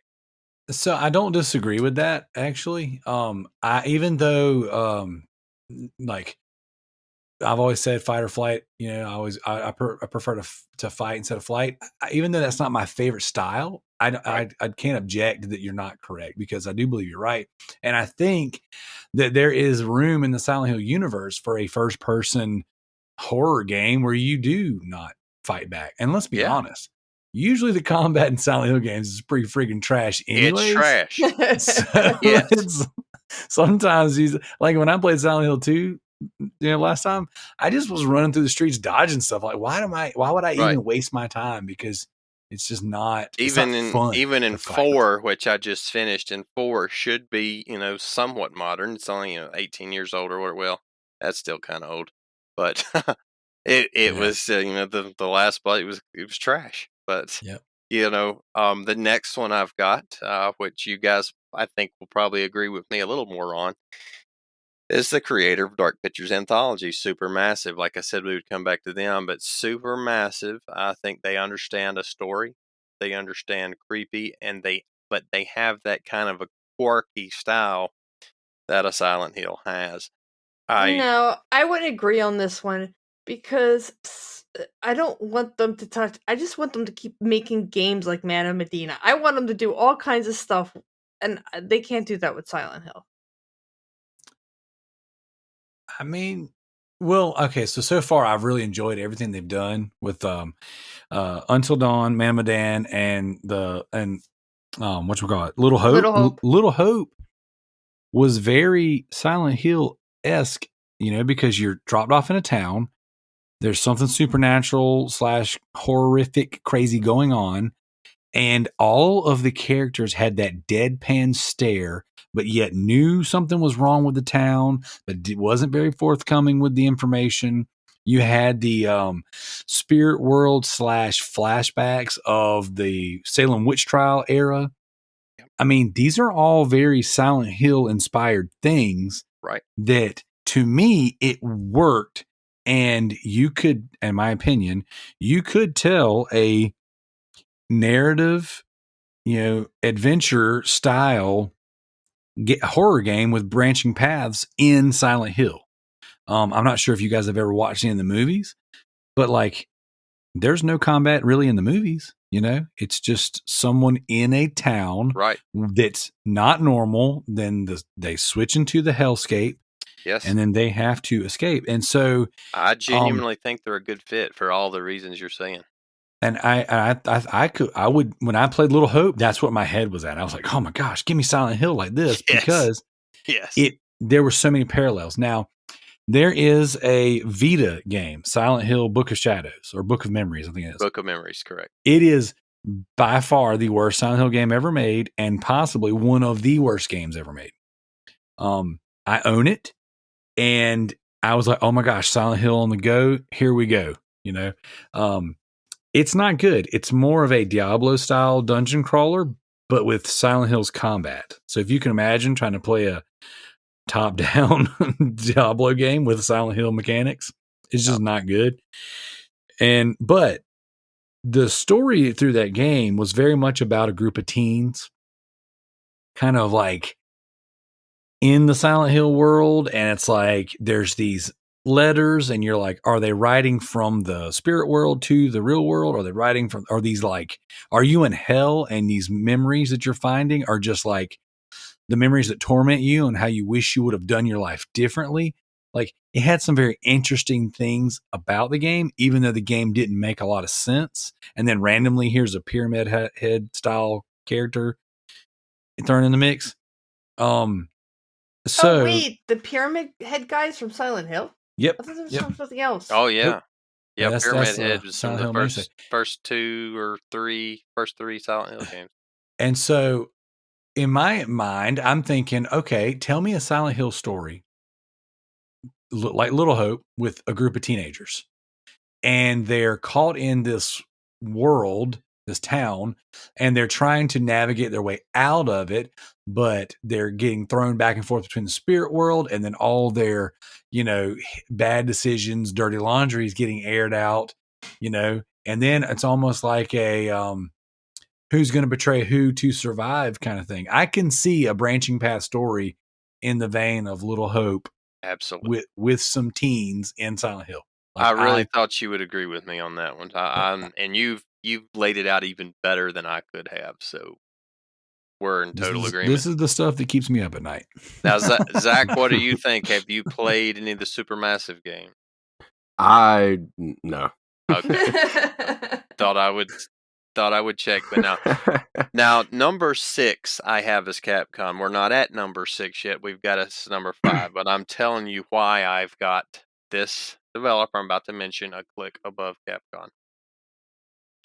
Capcom makes Resident Evil games that are a completely different style. I would like to see them focus on their style, keep making Resident Evil, and do what they do best. I put Capcom on the list because if no one else would do it, I would support Capcom all the way. If they were the guys to come in and take over, absolutely, and I'm sure they would do a great job. But a click ahead of them, I've got Tango Gameworks, which made Evil Within. Yep. I'd never played Evil Within until just about 6 months ago. And Evil Within is literally if you took a Silent Hill game and you married it to a Resident Evil game. That's what you would get. You would get Evil Within. It has the story, the depth, the psychological aspects that a Silent Hill game has. It has the combat and the zombies that a Resident Evil game has. I really enjoyed it. I don't consider it's not like in my top 10 list of horror games, but it's darn enjoyable. I've enjoyed every moment of it. I plan to go play the second one, and I just really think that this Tango Gameworks could turn out a respectable Silent Hill game. So, Kalai, have you played Evil Within? Darrell, I'm assuming you have. Yes. Yes, Kalai, it's on Game Pass. I'm not going to say it's a game I would highly recommend for you, but it is one well worth playing if you want to try it. But Darrell, what's your thoughts on Tango making a Silent Hill game? I think that you are 100% correct in their placement of developers and what their formula is. I think that's Shinji Mikami, the guy who created the Resident Evil franchise, the godfather of survival horror. That is his most recent studio. And I think that's exactly what that game does. It does psychological horror like Silent Hill, but it's got the third person. Wait, are you saying Megami is on Shinji Tango? Mikami? Yeah, the guy who created Resident Evil. And yeah, you're saying that he's the head honcho of Tango? Yeah, he started. Well, then that just knocked him up my list even higher. Yeah, that's what he does. He started Resident Evil, and then he told that freaking wild story with the Evil Within and the Evil Within 2. Unfortunately, neither game I finished, which is really bad on me. But I've actually started. They're long games. Yeah, I've started the Evil Within twice, and I've made it several hours into it. Evil Within took me about 18 to 20 hours.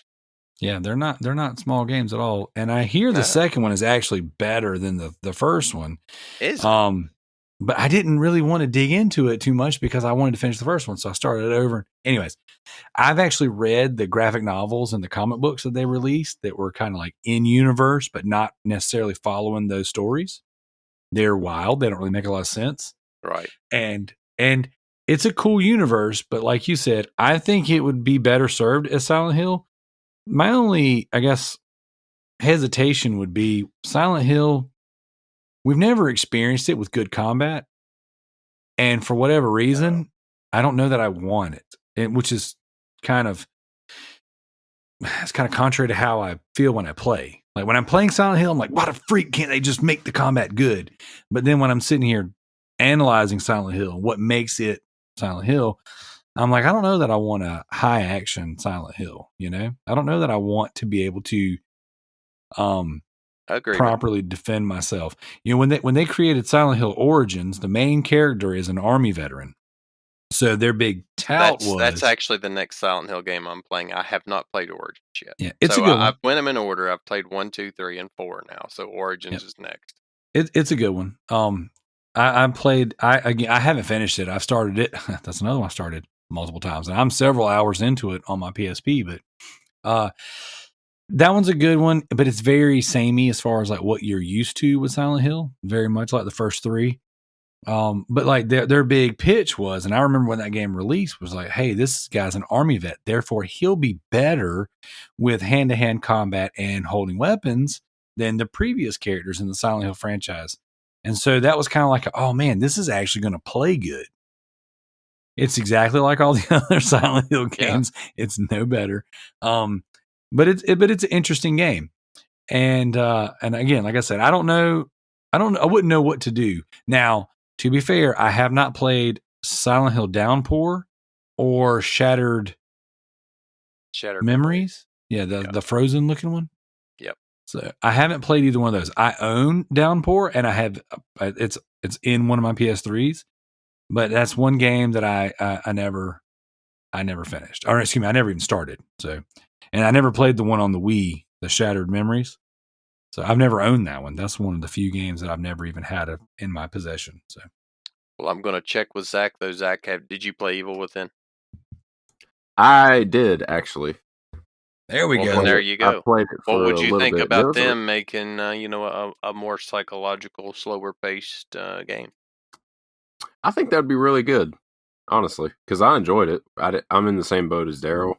I didn't beat it, but I liked what I played. I just never got around to finishing it.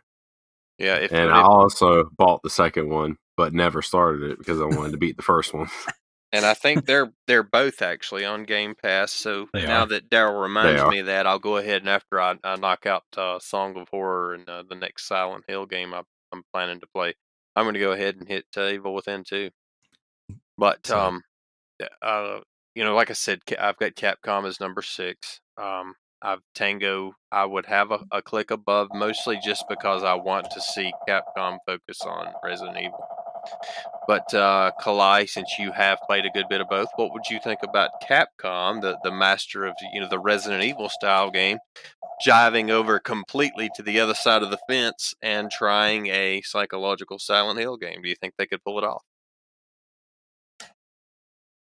I really hope that is not coming through. If it is, I am so sorry. Right now, my cat is attempting to take out Jim's Mac because I guess my cat's a PC fan.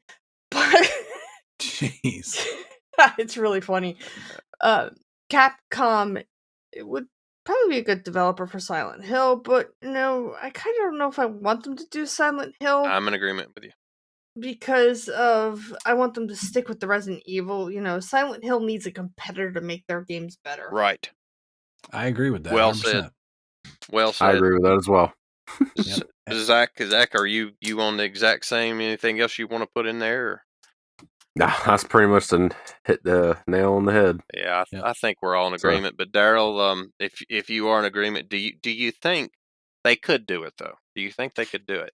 I don't know, man. That's always been what drew me to Resident Evil over Silent Hill. Was it was more straightforward opposed to the psychological mind games. Right. And a lot of Silent Hill is like left up to interpretation. There's a lot of the enemies and the creatures in Silent Hill are manifestations of trauma to the characters. And a lot of that you don't even really get from the game. Like you don't understand like why does this character exist? Like whereas Resident Evil, it's like, oh, we made it in a lab. This is Ouroboros. This is the G virus. This is the T virus.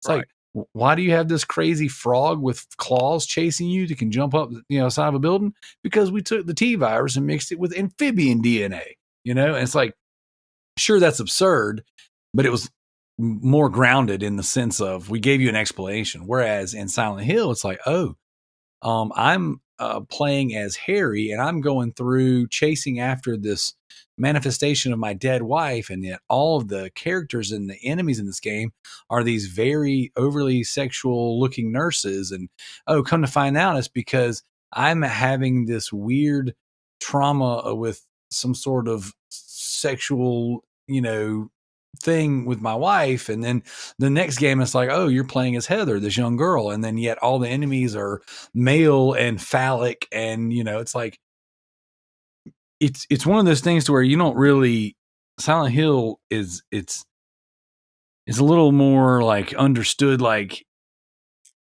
this is all psychological. And if you're not paying attention, you're going to miss a lot. Yeah, you're not going to enjoy it. Yeah. Yeah, and so I don't know. I don't know that Capcom would be a good fit for that. I don't think they've ever done anything that would sway me. But and like Kalai said, if I'm Mr. Capcom and Mr. Konami, I'm like, hey, look over there. Those Resident Evil guys are doing a good thing. What we got to do? We got to step up our game so that because competition creates better products for all the gamers. That's why we want.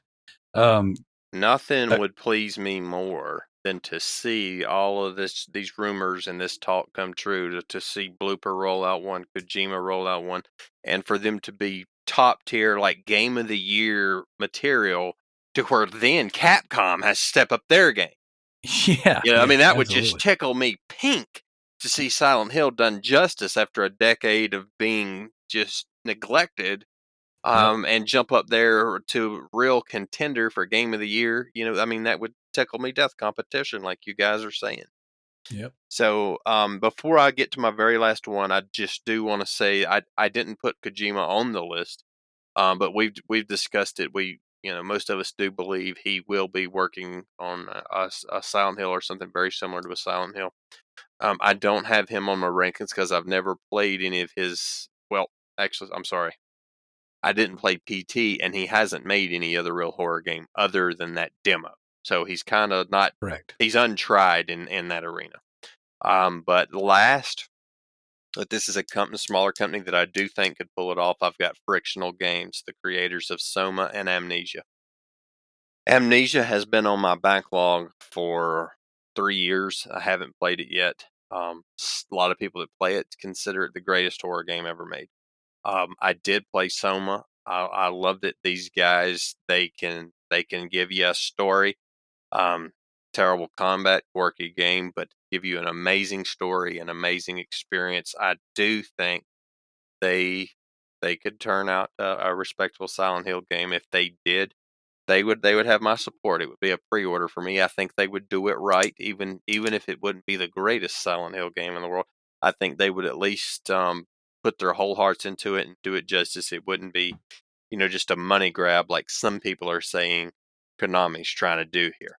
So I've got Frictional Games. Kalai, have you played Soma or Amnesia? Oh, hell no. They're tough games. And I will be honest, I haven't played Amnesia, but I would not recommend Soma. It wouldn't be a game I'd recommend for you. It controls really wonky. It's just a tough game to navigate, and it's a slow burn. But it is an amazing game. I will say that. But Darrell, I'm assuming you have played at least one of those two games. Yeah, I played Amnesia, and I honestly didn't like it. I played the PS4 port of it, and to me, it was a little. It was slow, and it was a little, if I remember right, like point and clicky. Like it was a first-person horror game, but it just seemed a little. Are you bit sure you're more, not talking about Soma? Well, Soma, I played Soma as well, but no, I've got an Amnesia. I think an Amnesia Rebirth, or I've got them on PS4. They ported them a couple years back. And I remember as a horror fan, like always being told, "Oh, dude, you got to play the Amnesia games." That's why I haven't got to it yet, because I didn't really enjoy Soma that much. Well, if you didn't enjoy Soma, I don't think you're going to enjoy Amnesia personally, because I think Soma was a better quality, better playing game. And I'll be honest, I didn't make it far enough into the story of Amnesia to like be able to say yes or no, this is better. Like, but I just remember playing it for a little while and going, this doesn't feel very good. I'm not having a good time. With Soma, I played a little bit of it, and I was like, man, I like this. Well, it had a little bit of a Bioshock feel to it. I think we're kind of in agreement, and that's why I've got them on the bottom of the list. But that being said, if the announcement was released that, okay, there are two games, two Silent Hill games in production, one is Blooper Team, the other is Frictional Games, I would still be happy. I would still support it. I would still buy the game, and I would wish them the best. But they are the very bottom of my list of games I would trust to make it. Zach, have you played Soma or Amnesia? I have not. Very good. But yeah, that was my 7 developers I came up with, and I thought we would enjoy walking through them. But do any of you three have a developer you would like to see make a psychological horror game like Silent Hill? I have one. Go ahead, Kalai. Why don't you go Kalai, first? let's hear yours first. I would like Volition to do it and make it over the top horror. So instead, Oh, no. instead of a No. triangle head guy, I want No. a full Saints guy. Row meets Halloween. That would be a Wait, man. Wait, instead of the triangle guy, I want a full guy in dominatrix gear following you around with a dildo. A penetrator. Pyramid head telling jokes. Yeah. Oh man, That's ridiculous. I can't say that I disagree with that being a good choice, though. That would be terrifying. Let me wear your skin. Come on, get the penetrator. Come on. put an alien probe at. There you go. Yeah, I'm the inspector over here. So, I think that would be hilarious. I couldn't find I guess because it was technically under the 2K umbrella, 2K Boston, 2K Australia. But I would love the Kevin Levine, the guy who did Bioshock, who wrote Bioshock and Bioshock Infinite. I would love for him to do a Silent Hill style game, even if it's not Silent Hill. But like, I remember going into Rapture in Bioshock. So amazing. And just the I don't remember what they call them now, but the different characters that are like running and screaming at you, and they're just like the They're atmosphere. called What are they? It starts with an S. Not screechers, scorchers. They're it'll come to me. Yeah, Keep on going. I can't remember.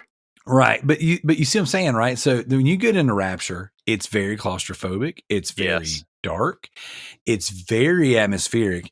And these people were all kind of deformed, and they had modifications done to themselves, and they were very shamed and full of rage. And you would be kind of going around a corner, and all of a sudden something comes flying at you or screams at you or says this is your fault. And it was awesome. Like, it was just so there was so much horror in a first person action adventure game, you know? And I was like, I remember I played the Bioshock more than once, and I absolutely loved it. If they could get on board with the whole Silent Hill side of things, but as good as they did with combat in that game, in the Bioshock games, I mean, Splicers. It would Splicers. That's it. Splicers. That's what they're called. It would revolutionize. I mean, that is a good pick. I will admit. That was when my wife at the time had bought me a PS3, just as something to do when I was traveling or whatever.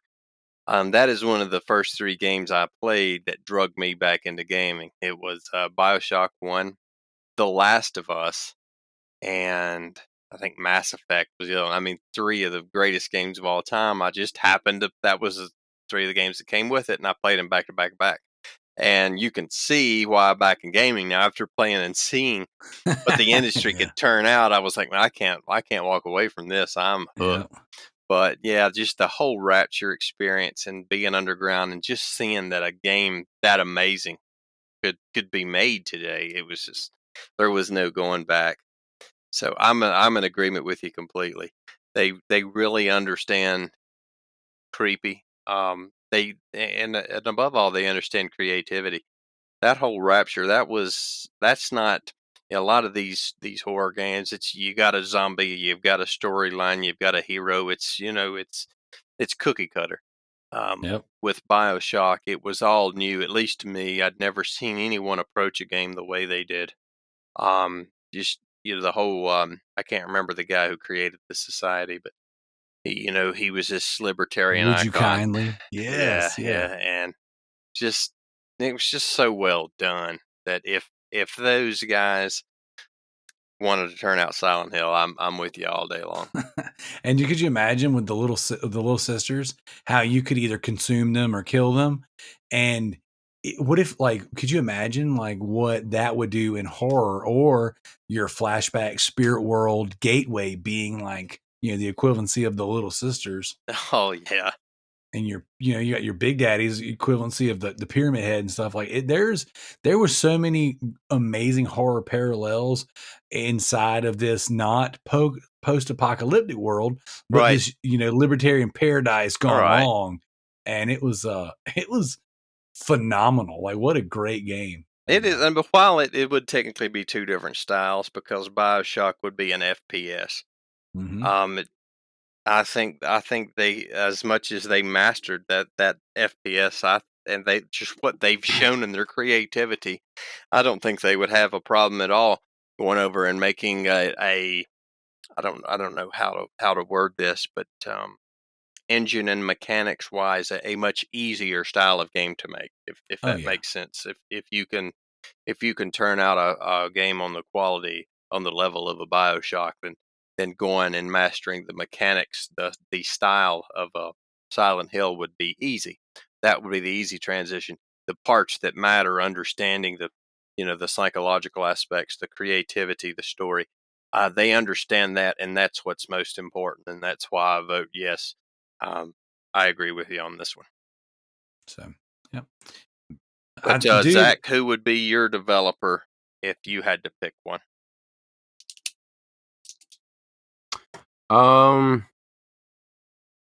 Y'all can still hear me, right? oh yeah. Yeah. Okay, my screen's frozen. Any developer of Um, any game throughout history, NES to modern days, if you wanted to trust one to refurbish or dig up an amazing IP like Silent Hill, who would you pick to do it? Well, since y'all have pretty much picked out all the good ones, and I don't play a lot of horror games, I'm gonna go a little off the rails and go with the odd pick.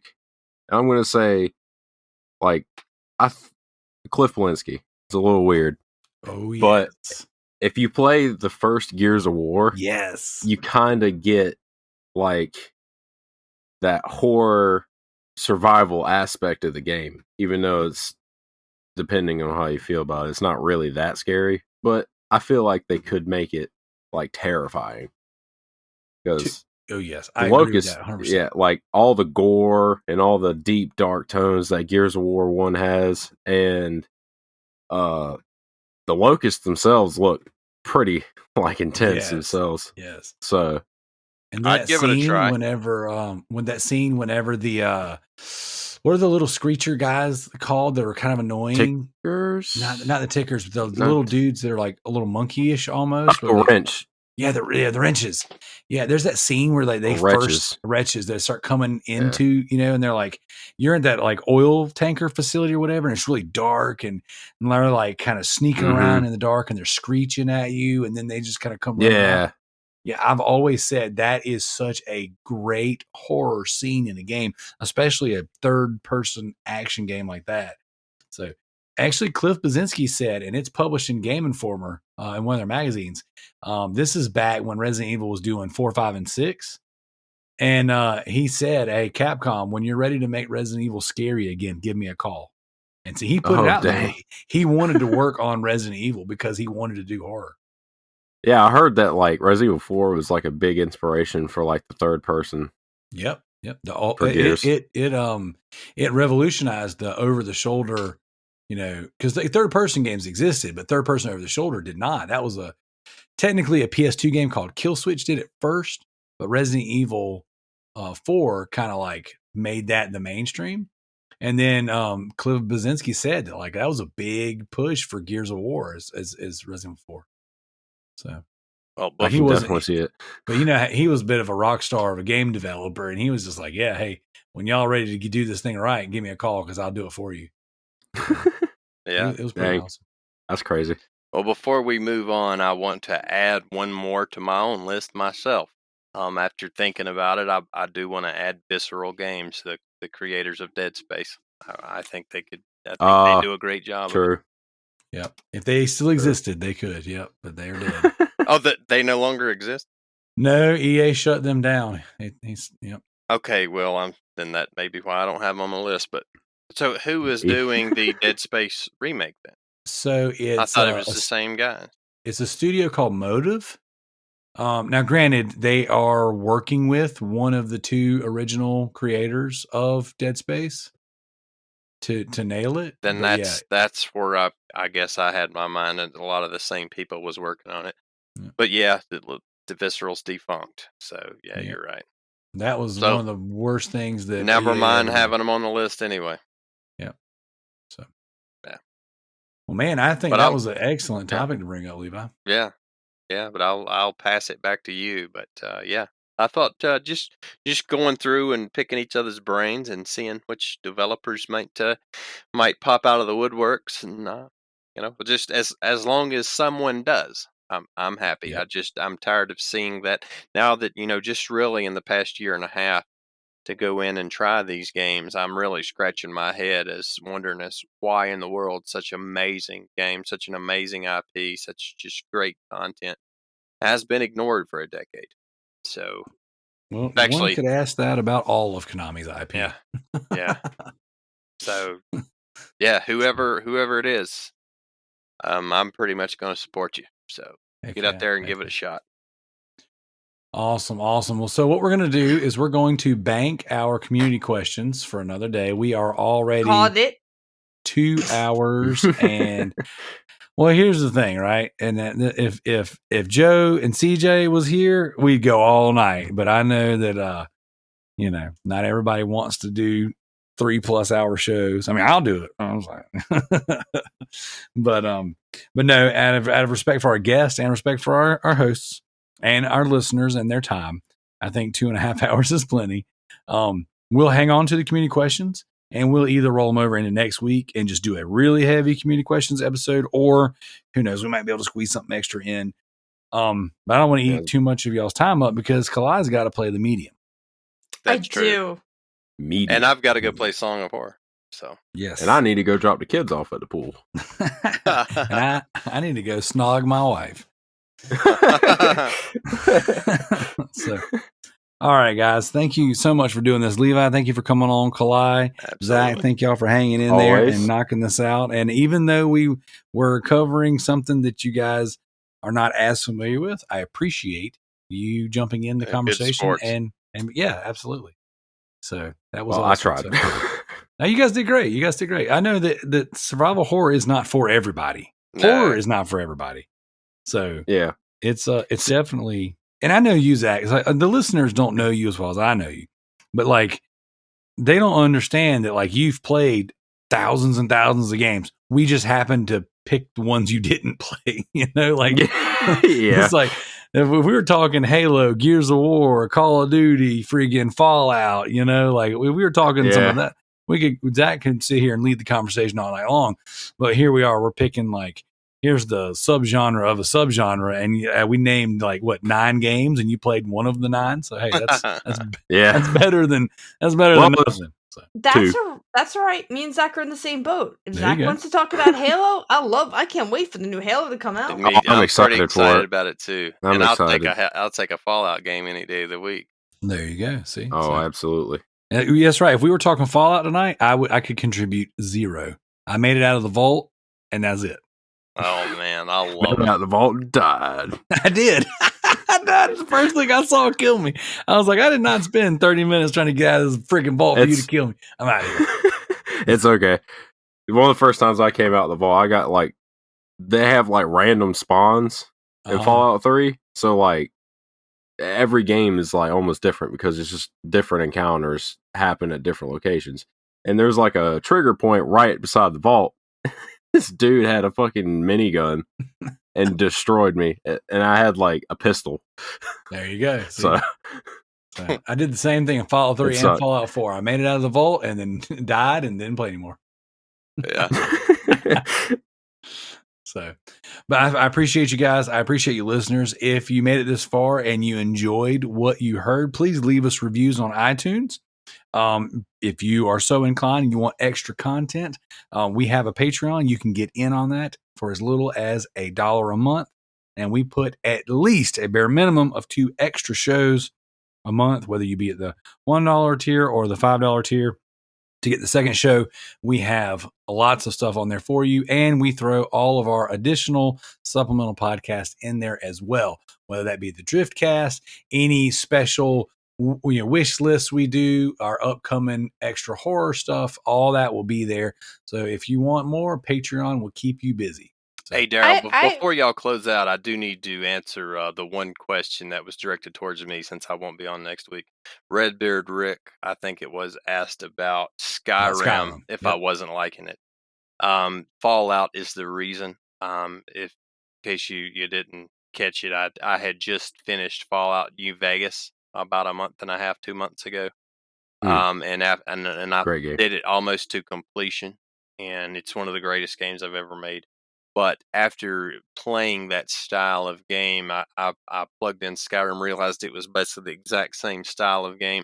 I didn't want to burn myself out on that style. It's clearly a masterpiece. I loved every second of it. But it was one of those things where do I want to play 200 hours, back to back, basically, of this style of game, and I don't. So when I get in the mood for that style of game again, Skyrim's going in, and don't worry, it is absolutely my style of game. I've played Fallout 2, 3, and New Vegas, and Fallout 4 and Skyrim are the next 2 games I'll play in that vein, but I just have to space them out. I've got to space them out. Where are you playing Skyrim at? On PC. Okay. Yeah. I didn't know if you're going to play that or on Switch, because if you play it on Switch, you can don the Master Sword. Well, if you're playing on PC, in that case, go get yourself some nice titty mods. Yeah. Maybe go download a nice brothel. Yeah, it's probably not a game I would play on Switch, but glad to know it's available. Kalai, you were about to say something before all of that. I don't remember. It's late. We've cut Kalai off like 15 times tonight. I know. It's all right. I feel like you guys are like channeling your inner Joe. I'm supposed to say something. What am I supposed to say? Do you smell what the Rock is cooking every time somebody interrupts me? There you go. I see. Perfect. Hey, I just shot a dude in the nuts with a plunger gun. What are you playing? That's what I Saints thought. Row 4. Yeah. All right, guys. I'm gonna let y'all get out of here. It is late. Thank you so much for your time. Thank you for your energy. And we'll be back next week with more Loot Bros. Bye, guys. Later. Peace. Let's go, Brandon.